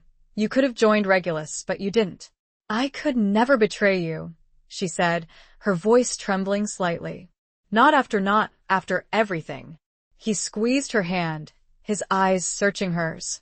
"Why, Marjorie?" he asked. "Why did you stay loyal to me?" She hesitated, unsure of how to answer. She couldn't speak of love, not yet. It was too soon, too fragile, too uncertain. "Because you are my husband," she said finally. "Because I believe in duty, in honor." He nodded slowly, but his eyes held a hint of disappointment. He wanted more, she knew, but she couldn't give it to him, not yet. He released her hand, his gaze drifting towards the window. "I have been thinking," he said, his voice thoughtful, "about our marriage." Her heart skipped a beat. She feared what he was about to say. Was he going to release her? To send her back to Winthorne? To annul their marriage? What about it, my lord? She asked, her voice barely above a whisper. He turned to face her, his expression serious. It was a forced union, he said. A political arrangement. You did not choose me, and I did not choose you. She nodded, her eyes filling with tears. She knew that it was true, but it still hurt to hear him say it. But things have changed, he continued. We have changed. We have been through something profound together. He reached out and gently touched her cheek, his fingers tracing the line of her scar. You are not a captive, Marjorie, he said. Not anymore. You are free to choose. Her breath caught in her throat. She didn't understand. What was he saying? What do you mean? She asked. He looked at her, his eyes filled with a tenderness that took her breath away. I mean that I am giving you a choice, Marjorie, he said. You can stay, or you can go. You can remain my wife, or you can seek your own destiny. She stared at him, stunned. He was offering her freedom, the very thing she had longed for since the day she had been forced to marry him. But now, the prospect of leaving him, of leaving Oakhaven, filled her with a strange, unexpected sadness. I do not know what to say, she stammered. He smiled, a gentle, understanding smile. You do not need to say anything now, Marjorie, he said. Take your time. Think about it. And choose wisely. He leaned in and kissed her, a soft, tender kiss, a kiss that was not a demand, not a claim, but an offering, a question. A kiss that spoke of a captive heart, no longer held by force, but by choice. The choice was hers. Entirely. Chapter 14. A bargain struck in darkness. The weight of Warwick's offer pressed down on Marjorie, a heavy burden of choice. She had longed for freedom, had dreamt of returning to Winthorne, of rebuilding her life, of escaping the shadow of her forced marriage. But now, faced with the actual possibility, she found herself hesitating, torn between the past she had lost and the uncertain future that lay ahead. She wandered through the castle, her mind racing, her heart in turmoil. She visited the places that had become familiar to her, the gardens, the library, the ramparts. She looked at them with new eyes, seeing them not as the walls of her prison, but as the backdrop of a life she had, unexpectedly, begun to build. She thought of Warwick, of his strength, his vulnerability, his growing tenderness towards her. She thought of Alaric, of his kindness, his friendship, his impossible love. She thought of Isolde, of her bitterness, her jealousy, her thwarted ambition. She realized that Oakhaven had become more than just a place of captivity. It had become a crucible, a testing ground where she had discovered her own strength, her own resilience, her own capacity for love and loyalty. She sought out Alara, her faithful nurse, seeking her counsel, her wisdom. What should I do, Alara? She asked, her voice filled with anguish. I am torn between two worlds, two paths. Alara listened patiently, her eyes filled with understanding. My lady, she said, you must listen to your heart. Only you can know what is right for you. But my heart is confused, Marjorie said. It is pulled in different directions. Then you must untangle the threads, Alara said. You must separate duty from desire, fear from hope. You must ask yourself, what do you truly want? Marjorie spent the next few days in quiet contemplation, wrestling with her emotions, searching for clarity. She avoided Warwick, unable to face him, unable to give him an answer. She needed time, space, to make her decision without the pressure of his presence. One night, unable to sleep, she found herself drawn to the castle chapel. It was a small, intimate space, lit only by the flickering flames of candles. She knelt before the altar, her hands clasped in prayer, seeking guidance, seeking peace. As she knelt there, in the silence of the chapel, a figure emerged from the shadows. It was Isolde, her face pale and drawn, her eyes filled with a desperate intensity. Marjorie, Isolde whispered, her voice hoarse. We need to talk. Marjorie rose to her feet, wary of Isolde's intentions. What do you want? She asked. Isolde approached her, her movements hesitant, almost pleading. I know I have been your enemy, she said. I have tried to undermine you, to hurt you. Marjorie nodded, her expression guarded. You have, she said. But I regret it, Isolde said. I have seen the error of my ways. Marjorie was skeptical. She did not trust Isolde, did not believe her sudden change of heart. Why should I believe you? She asked. Isolde's eyes filled with tears. Because I am desperate, she said. I have lost everything. My influence, my position, my hope. She reached out and grasped Marjorie's hands, her grip surprisingly strong. I know that you have influence with Warwick, she said. That he cares for you. Marjorie felt a flicker of surprise. She had not realized that Isolde was aware of the changing dynamics between her and Warwick. What do you want from me? Marjorie asked. I want you to help me, Isolde said. I want you to plead my case to Warwick. I want you to ask him to forgive me. Marjorie was taken aback. She had expected Isolde to beg for her own reinstatement, for a return to her former position of power, but she was asking for forgiveness. Why should I help you? Marjorie asked. You have shown me nothing but animosity, nothing but cruelty. Isolde's tears flowed freely. Because I am afraid, she said. I fear what he will do to me. I fear exile, imprisonment, or worse. She looked at Marjorie, her eyes pleading. I know I do not deserve your kindness, your mercy, she said.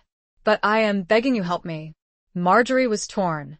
She did not trust Isolde, but she saw the genuine fear in her eyes, the desperation in her voice. She knew what it was like to be afraid, to be powerless, to be at the mercy of others. She thought of Warwick's offer, of his willingness to give her a choice. She thought of her own desire for peace, for reconciliation, for a future free from hatred and bitterness. I will consider it, Marjorie said finally. I will not make any promises, but I will think about what you have said. Isolde's face lit up with a flicker of hope. Thank you, Marjorie, she said. Thank you. You are a good woman. She released Marjorie's hands and stepped back, her expression still wary, but also grateful. Marjorie watched her go, her mind racing. She had made a bargain, struck in the darkness of the chapel, a bargain that could have unforeseen consequences. She had a choice now, multiple in fact. All were difficult, all came with a price. And she had very little time. Chapter 15. The Raven's Flight. Marjorie's decision weighed heavily on her, the complexities of her situation swirling around her like a storm. She had Warwick's offer of freedom, Isolde's plea for mercy, and her own conflicted emotions pulling her in different directions. She knew that whatever she chose would have profound consequences, not just for herself, but for everyone in Oakhaven.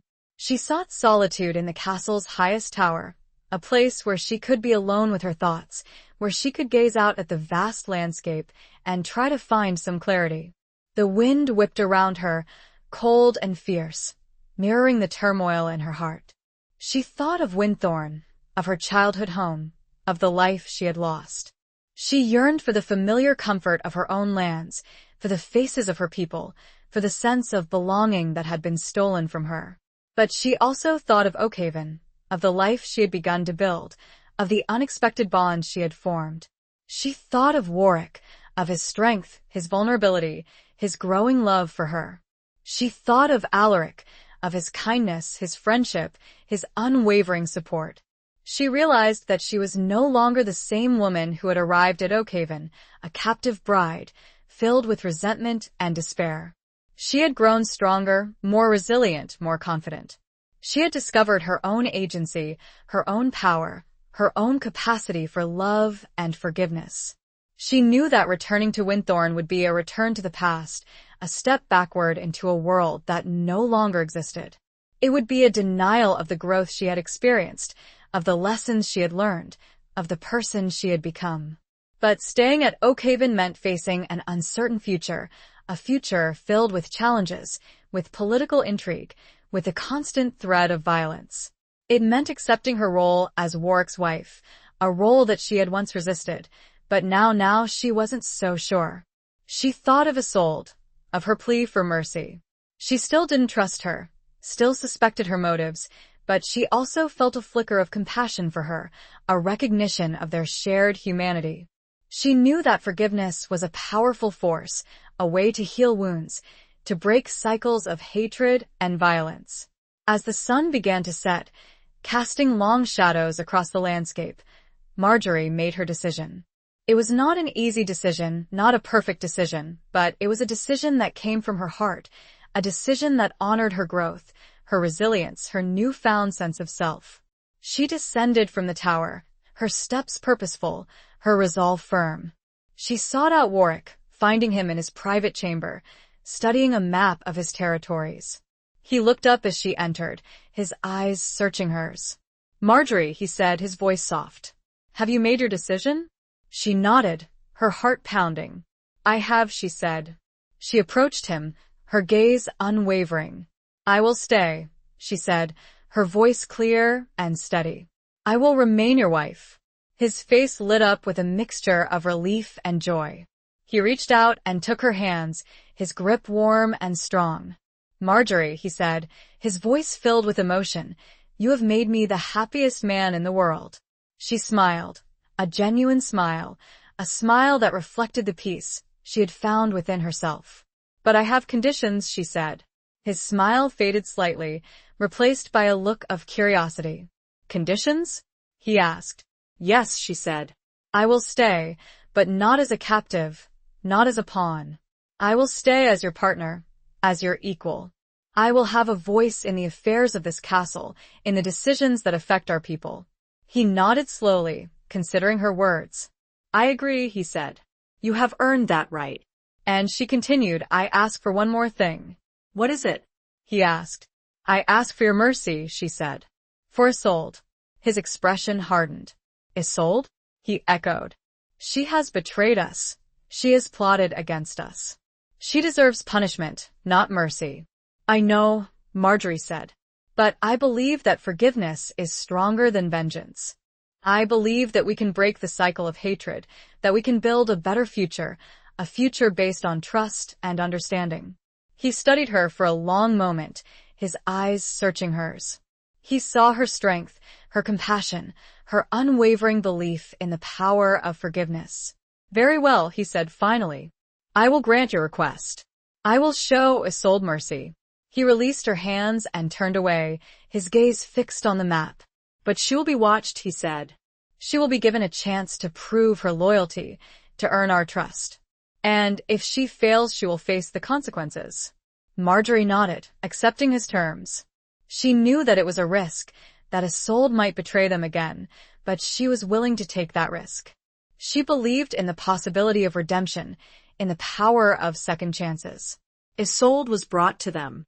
She was told of the choice and the terms. She cried, not in sorrow, but in a strange release. She accepted. Warwick looked to Marjorie, a question and an affirmation in his eyes. She held his gaze. Then, as one, they turned to Isolde. "Rise," Warwick said. Isolde rose. It was done. Later, alone, Marjorie watched a raven take flight, circling the highest tower before heading out. It was a symbol of her choice. The raven's flight, free but bound. Chapter 16. Between Two Fires. The uneasy peace that settled over Oakhaven was fragile, like thin ice over a deep, turbulent lake. Marjorie's decision to stay, and Warwick's granting of mercy to Isolde, had created a new dynamic within the castle, a delicate balance of trust and suspicion, of hope and fear. Marjorie found herself navigating a complex web of relationships, caught between two fires, Warwick's growing love and trust, and Isolde's simmering resentment and potential for betrayal. She had to be constantly vigilant, aware of every whisper, every glance, every subtle shift in the political landscape.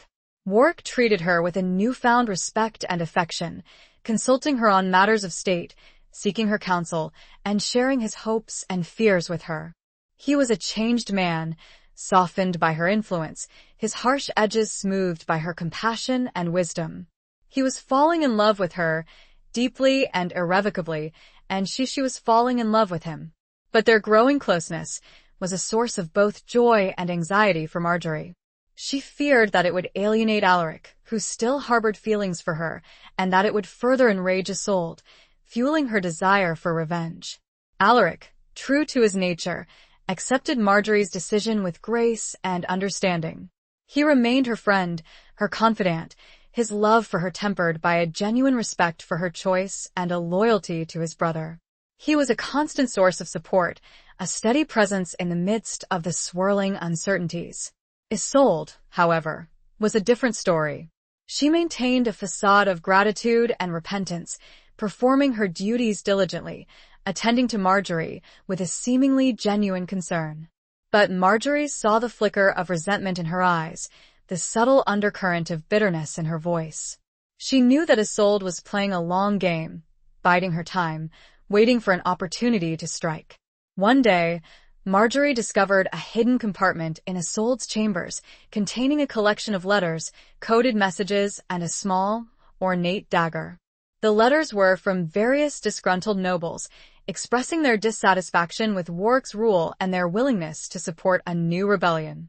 The coded messages were, as yet, undeciphered, but Marjorie suspected they contained plans for a new uprising. The dagger was exquisitely crafted, its blade etched with a serpent, a symbol of treachery and betrayal. Marjorie was faced with a dilemma. Should she reveal her discovery to Warwick, exposing Isolde's treachery and risking a new wave of violence and bloodshed? Or should she try to reason with Isolde, to appeal to her sense of decency, to convince her to abandon her dangerous path?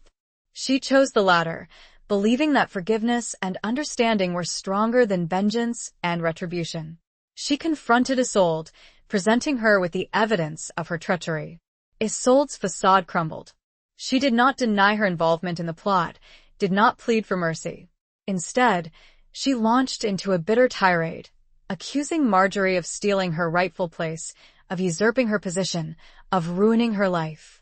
"You think you are so virtuous, so noble," Isolde spat, her voice filled with venom. "But you are a fool, Marjorie. You are a pawn just like I was. Warwick will never truly love you. He will use you, and then he'll discard you." Marjorie listened, her heart aching for Isolde, for the pain and bitterness that consumed her. She saw a reflection of her own past self in Isolde, the resentment, the despair, the feeling of being trapped and powerless. "I know you are hurting, Isolde," Marjorie said, her voice soft and compassionate. "I know you feel betrayed and wronged. But violence is not the answer. Revenge will not bring you peace. It will only perpetuate the cycle of hatred and suffering." Isolde scoffed. "Peace?" she echoed. "There is no peace, Marjorie. Only power. And you have chosen the wrong side." "I have chosen my own side," Marjorie said. "I have chosen to believe in the possibility of forgiveness, of reconciliation, of a better future." She reached out and took Isolde's hand, her touch gentle and firm. "It is not too late, Isolde," she said. "You can still choose a different path. You can still find peace, happiness, redemption." Isolde stared at her, her eyes filled with a mixture of anger, confusion, and a flicker of hope. She did not pull away. She allowed Marjorie to hold her hand, to offer her a glimmer of compassion in the darkness of her despair. I do not know," Isolde whispered, her voice trembling. "I have gone too far. I have done too much." "It is never too late," Marjorie said. "As long as you are alive, there is always hope. There is always a chance to change, to make amends, to choose a different path." She squeezed Isolde's hand, her eyes pleading. "Please, Isolde," she said. "Choose peace. Choose forgiveness. Choose life." Isolde did not answer. She simply stared at Marjorie, her expression unreadable. The two fires burned, but for now, they did not consume. The choice, as always, remained. Chapter 17. The Unveiling. Isolde's silence stretched, heavy and uncertain, leaving Marjorie in a state of anxious anticipation. She had offered Isolde a chance at redemption, a path towards peace, but she knew that the choice ultimately rested with her. She could only hope that her words had resonated, that the flicker of hope she had seen in Isolde's eyes would grow into a flame. Days turned into weeks, and the tension within the castle walls remained palpable. Marjorie continued to perform her duties as Warwick's wife, attending to matters of state, overseeing the household, and supporting her husband in his efforts to maintain peace and stability in his lands. But her thoughts were never far from Isolde, from the unresolved conflict, from the potential for betrayal that still lingered in the air. Warwick, sensing her unease, tried to reassure her. "You did the right thing, Marjorie," he said. "You offered her a chance. That is all you can do." "But what if she refuses it?" Marjorie asked. "What if she continues to plot against us?" "Then we will deal with her," Warwick said, his voice firm. "But we will do it with justice, not vengeance. You have shown me the power of mercy, Marjorie. I will not forget it." His words gave her some comfort, but she knew that the situation was precarious. Isolde was a dangerous woman, driven by ambition and resentment, and she would not easily be swayed from her chosen path. One evening, Marjorie received a message, a small, sealed scroll delivered by a trusted servant. It was from Isolde, requesting a private meeting in the castle gardens, under the cover of darkness. Marjorie hesitated, her heart pounding with a mixture of fear and anticipation. She knew that meeting Isolde alone was risky, that it could be a trap, but she also felt a sense of obligation, a need to see this through to the end. She decided to go, but she took precautions. She informed Alaric of her plans, asking him to keep watch from a distance, to intervene if necessary. She also armed herself with a small dagger, concealed beneath her cloak. She met Isolde in the gardens, the air cool and fragrant, the only light coming from the moon and the stars. Isolde was waiting for her, her face pale and drawn, her expression unreadable. "Marjorie," Isolde said, her voice soft and hesitant. "Thank you for coming." "What do you want, Isolde?" Marjorie asked, her voice guarded. Isolde took a deep breath, her gaze fixed on Marjorie. "I have thought about what you said," she began. "About choosing a different path." Marjorie's heart skipped a beat. Was it possible? Had Isolde truly had a change of heart? "And?" Marjorie prompted, her voice barely above a whisper. Isolde's eyes filled with tears, but they were not tears of bitterness or resentment. They were tears of regret, of remorse, of a deep-seated sadness. "I have been wrong," Isolde said, her voice trembling. "I have been blinded by ambition, by hatred, by a desire for revenge." She reached out and took Marjorie's hands, her grip surprisingly gentle. "I have done terrible things," she said. "I have plotted against you, against Warwick, against the peace of this land." Marjorie nodded, her own eyes filling with tears. She felt a surge of compassion for Isolde, for the pain and suffering she had endured, for the darkness that had consumed her. "But I want to change," Isolde continued. "I want to make amends. I want to earn your forgiveness." She released Marjorie's hands and stepped back, her gaze unwavering. "I have information," she said. "Information that could save lives." Marjorie's heart pounded. "What information?" she asked. Isolde hesitated, her eyes darting around as if checking for eavesdroppers. "The coded messages," she said. I have deciphered them." She reached into her cloak and pulled out a small, rolled-up parchment. She handed it to Marjorie. "They are plans," Isolde said. "Plans for a new rebellion. A larger, more coordinated uprising, involving several noble houses who are still loyal to Regulus." Marjorie felt a chill run down her spine. This was worse than she had feared. The threat was not over. It had merely shifted, grown more dangerous. "Who is involved?" Marjorie asked. Isolde named several powerful lords, men who had been outwardly supportive of Warwick, but who were secretly plotting against him. She also revealed the location of their planned rendezvous, a remote monastery in the northern mountains. "Thank you, Isolde," Marjorie said, her voice filled with gratitude. "You have done a great service. You have saved many lives." Isolde nodded, her expression somber. "It is the least I can do," she said, "to atone for my sins." "What will you do now?" Marjorie asked. Isolde looked at her, her eyes filled with a newfound peace, a sense of purpose. "I will leave Oakhaven," she said. "I will go to a convent, a place of quiet contemplation, where I can seek forgiveness and find redemption." She smiled, a genuine smile, a smile that reached her eyes. "I will pray for you, Marjorie," she said. "For you, and for Warwick, and for the peace of this land." She turned and walked away, disappearing into the darkness, leaving Marjorie alone with the weight of her revelation, with the hope of a new beginning, with the unveiling of truth that had changed everything. A new chapter, not just for Isolde, but for everyone. It would be a risk, but it was a risk Marjorie was willing to take. For peace. Chapter 18. A Crown of Thorns. The information Isolde provided proved invaluable. Warwick, acting swiftly and decisively, moved to preempt the planned rebellion. He dispatched troops to the monastery, arresting the conspirators before they could gather their forces and launch their attack. The rebellion was thwarted, its leaders captured, its threat neutralized. The news of Isolde's betrayal of the conspirators and her subsequent departure to a convent sent shockwaves through the castle.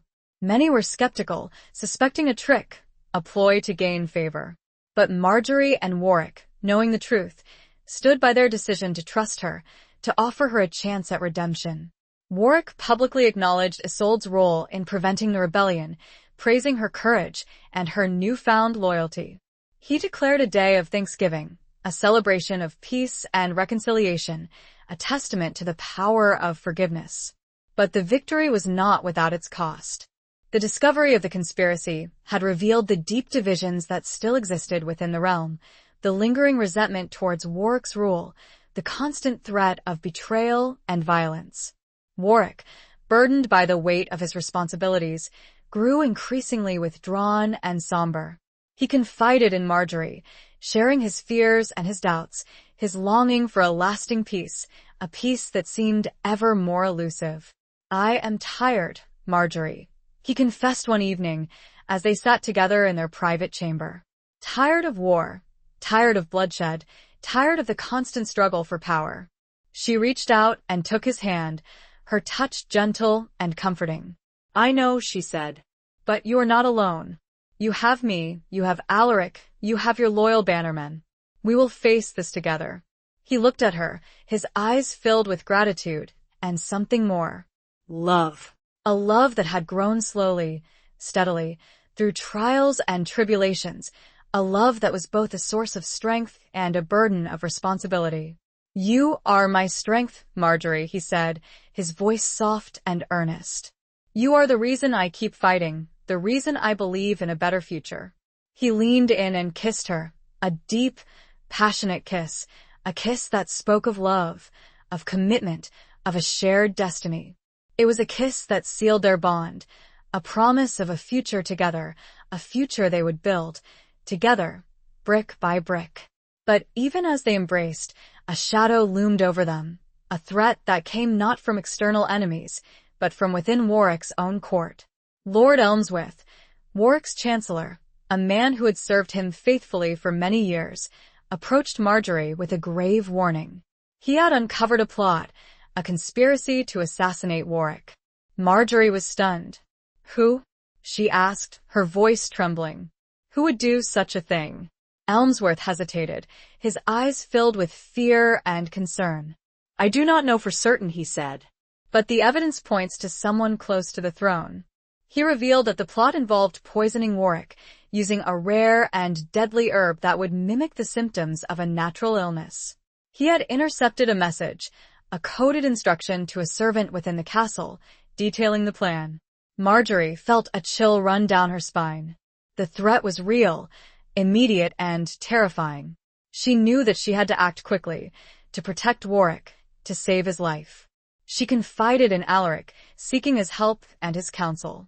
Together, they devised a plan to expose the conspirators and prevent the assassination.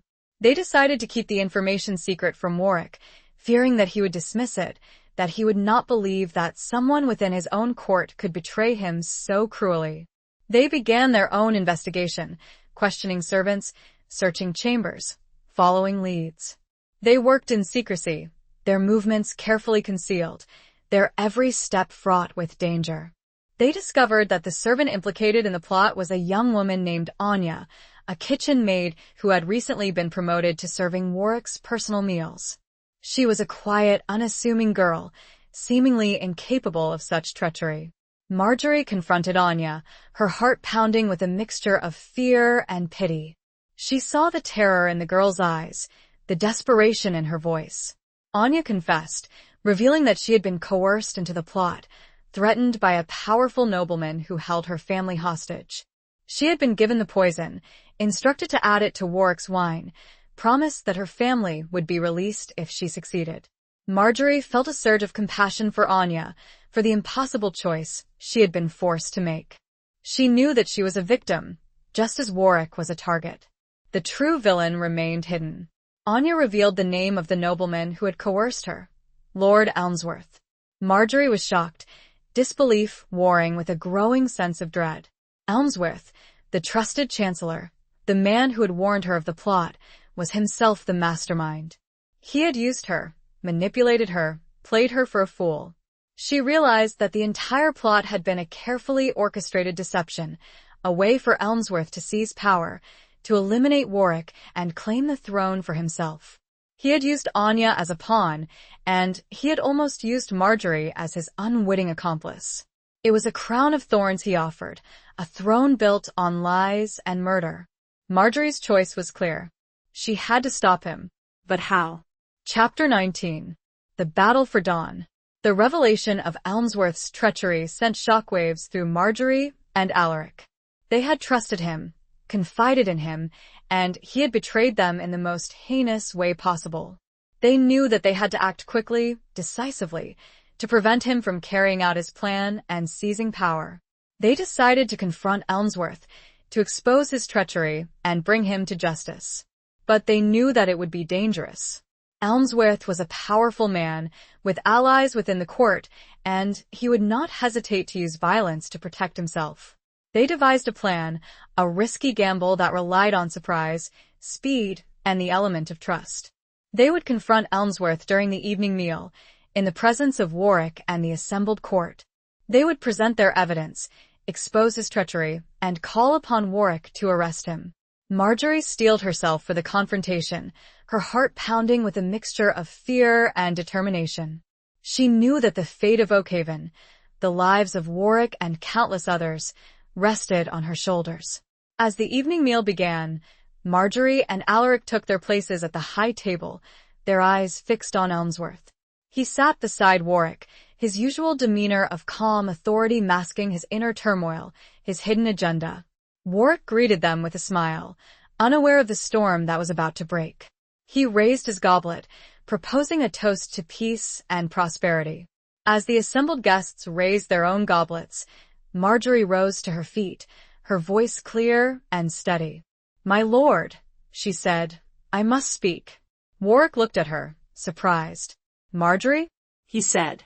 "What is it?" She turned to face Elmsworth, her gaze unwavering.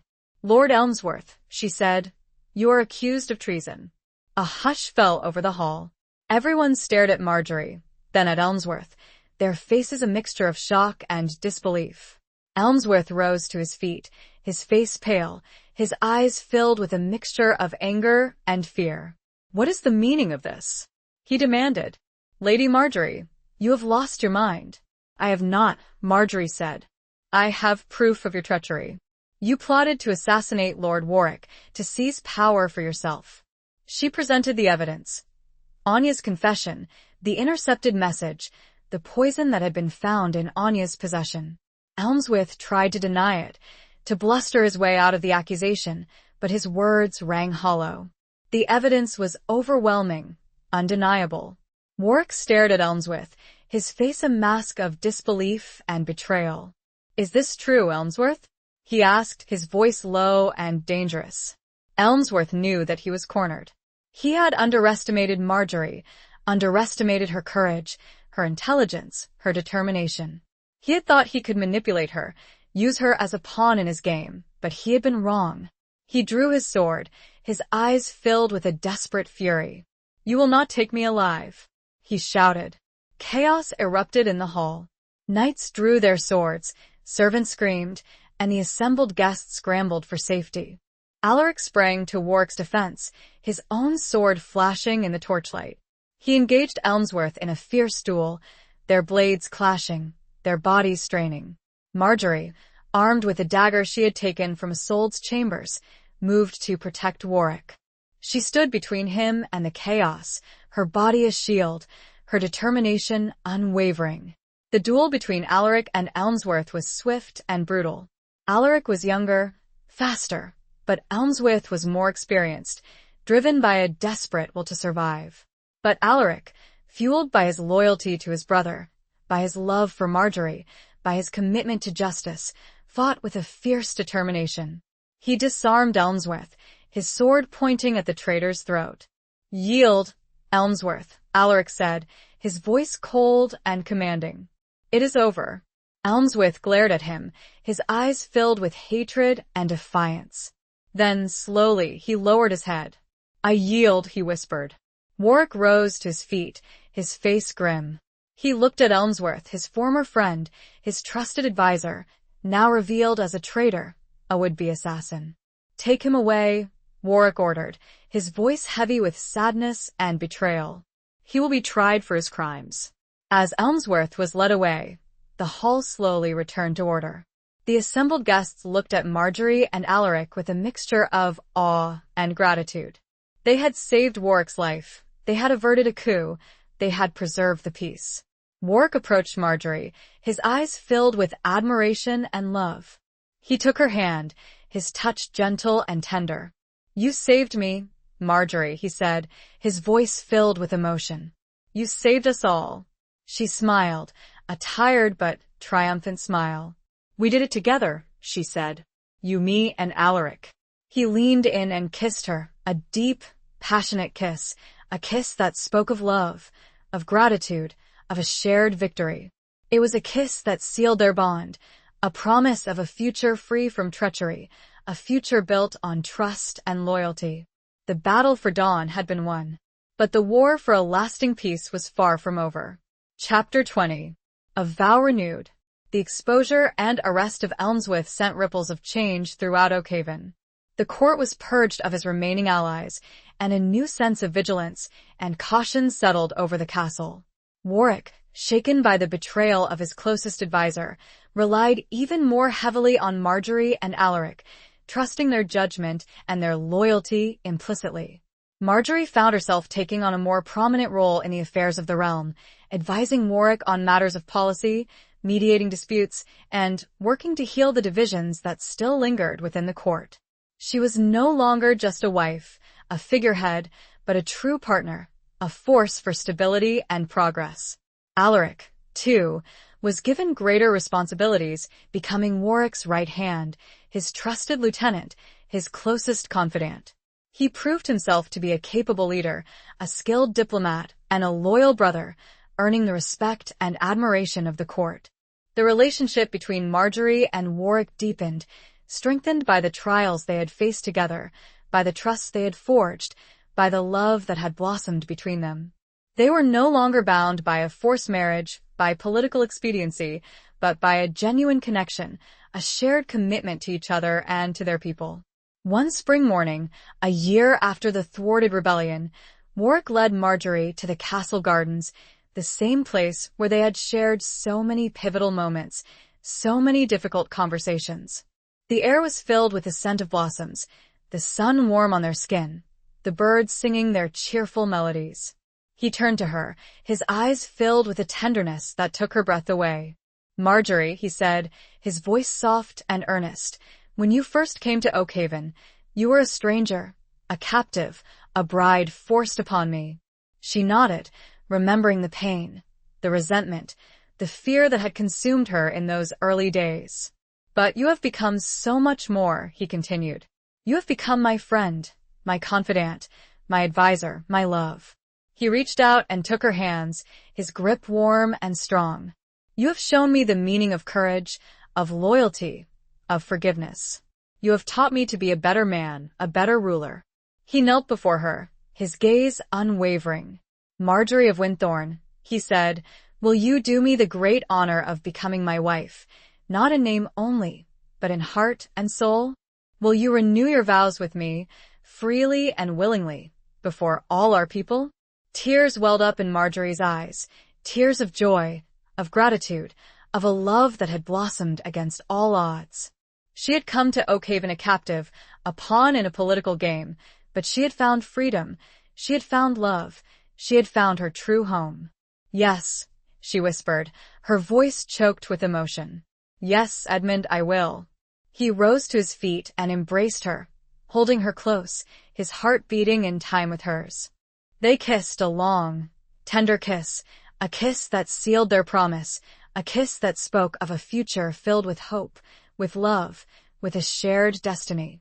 The news of their renewed vows spread throughout the castle, bringing joy and celebration to the people of Oakhaven. They saw it as a symbol of hope, of reconciliation, of a new beginning after the darkness and turmoil they had endured. The ceremony was held in the Great Hall, the same place where they had first been wed, but this time, the atmosphere was transformed. The hall was filled with flowers, with music, with laughter, with the genuine affection of the assembled guests. Marjorie wore a gown of white and gold, her auburn hair cascading down her back, adorned with a simple circlet of flowers. She looked radiant, her eyes shining with happiness, her heart filled with love.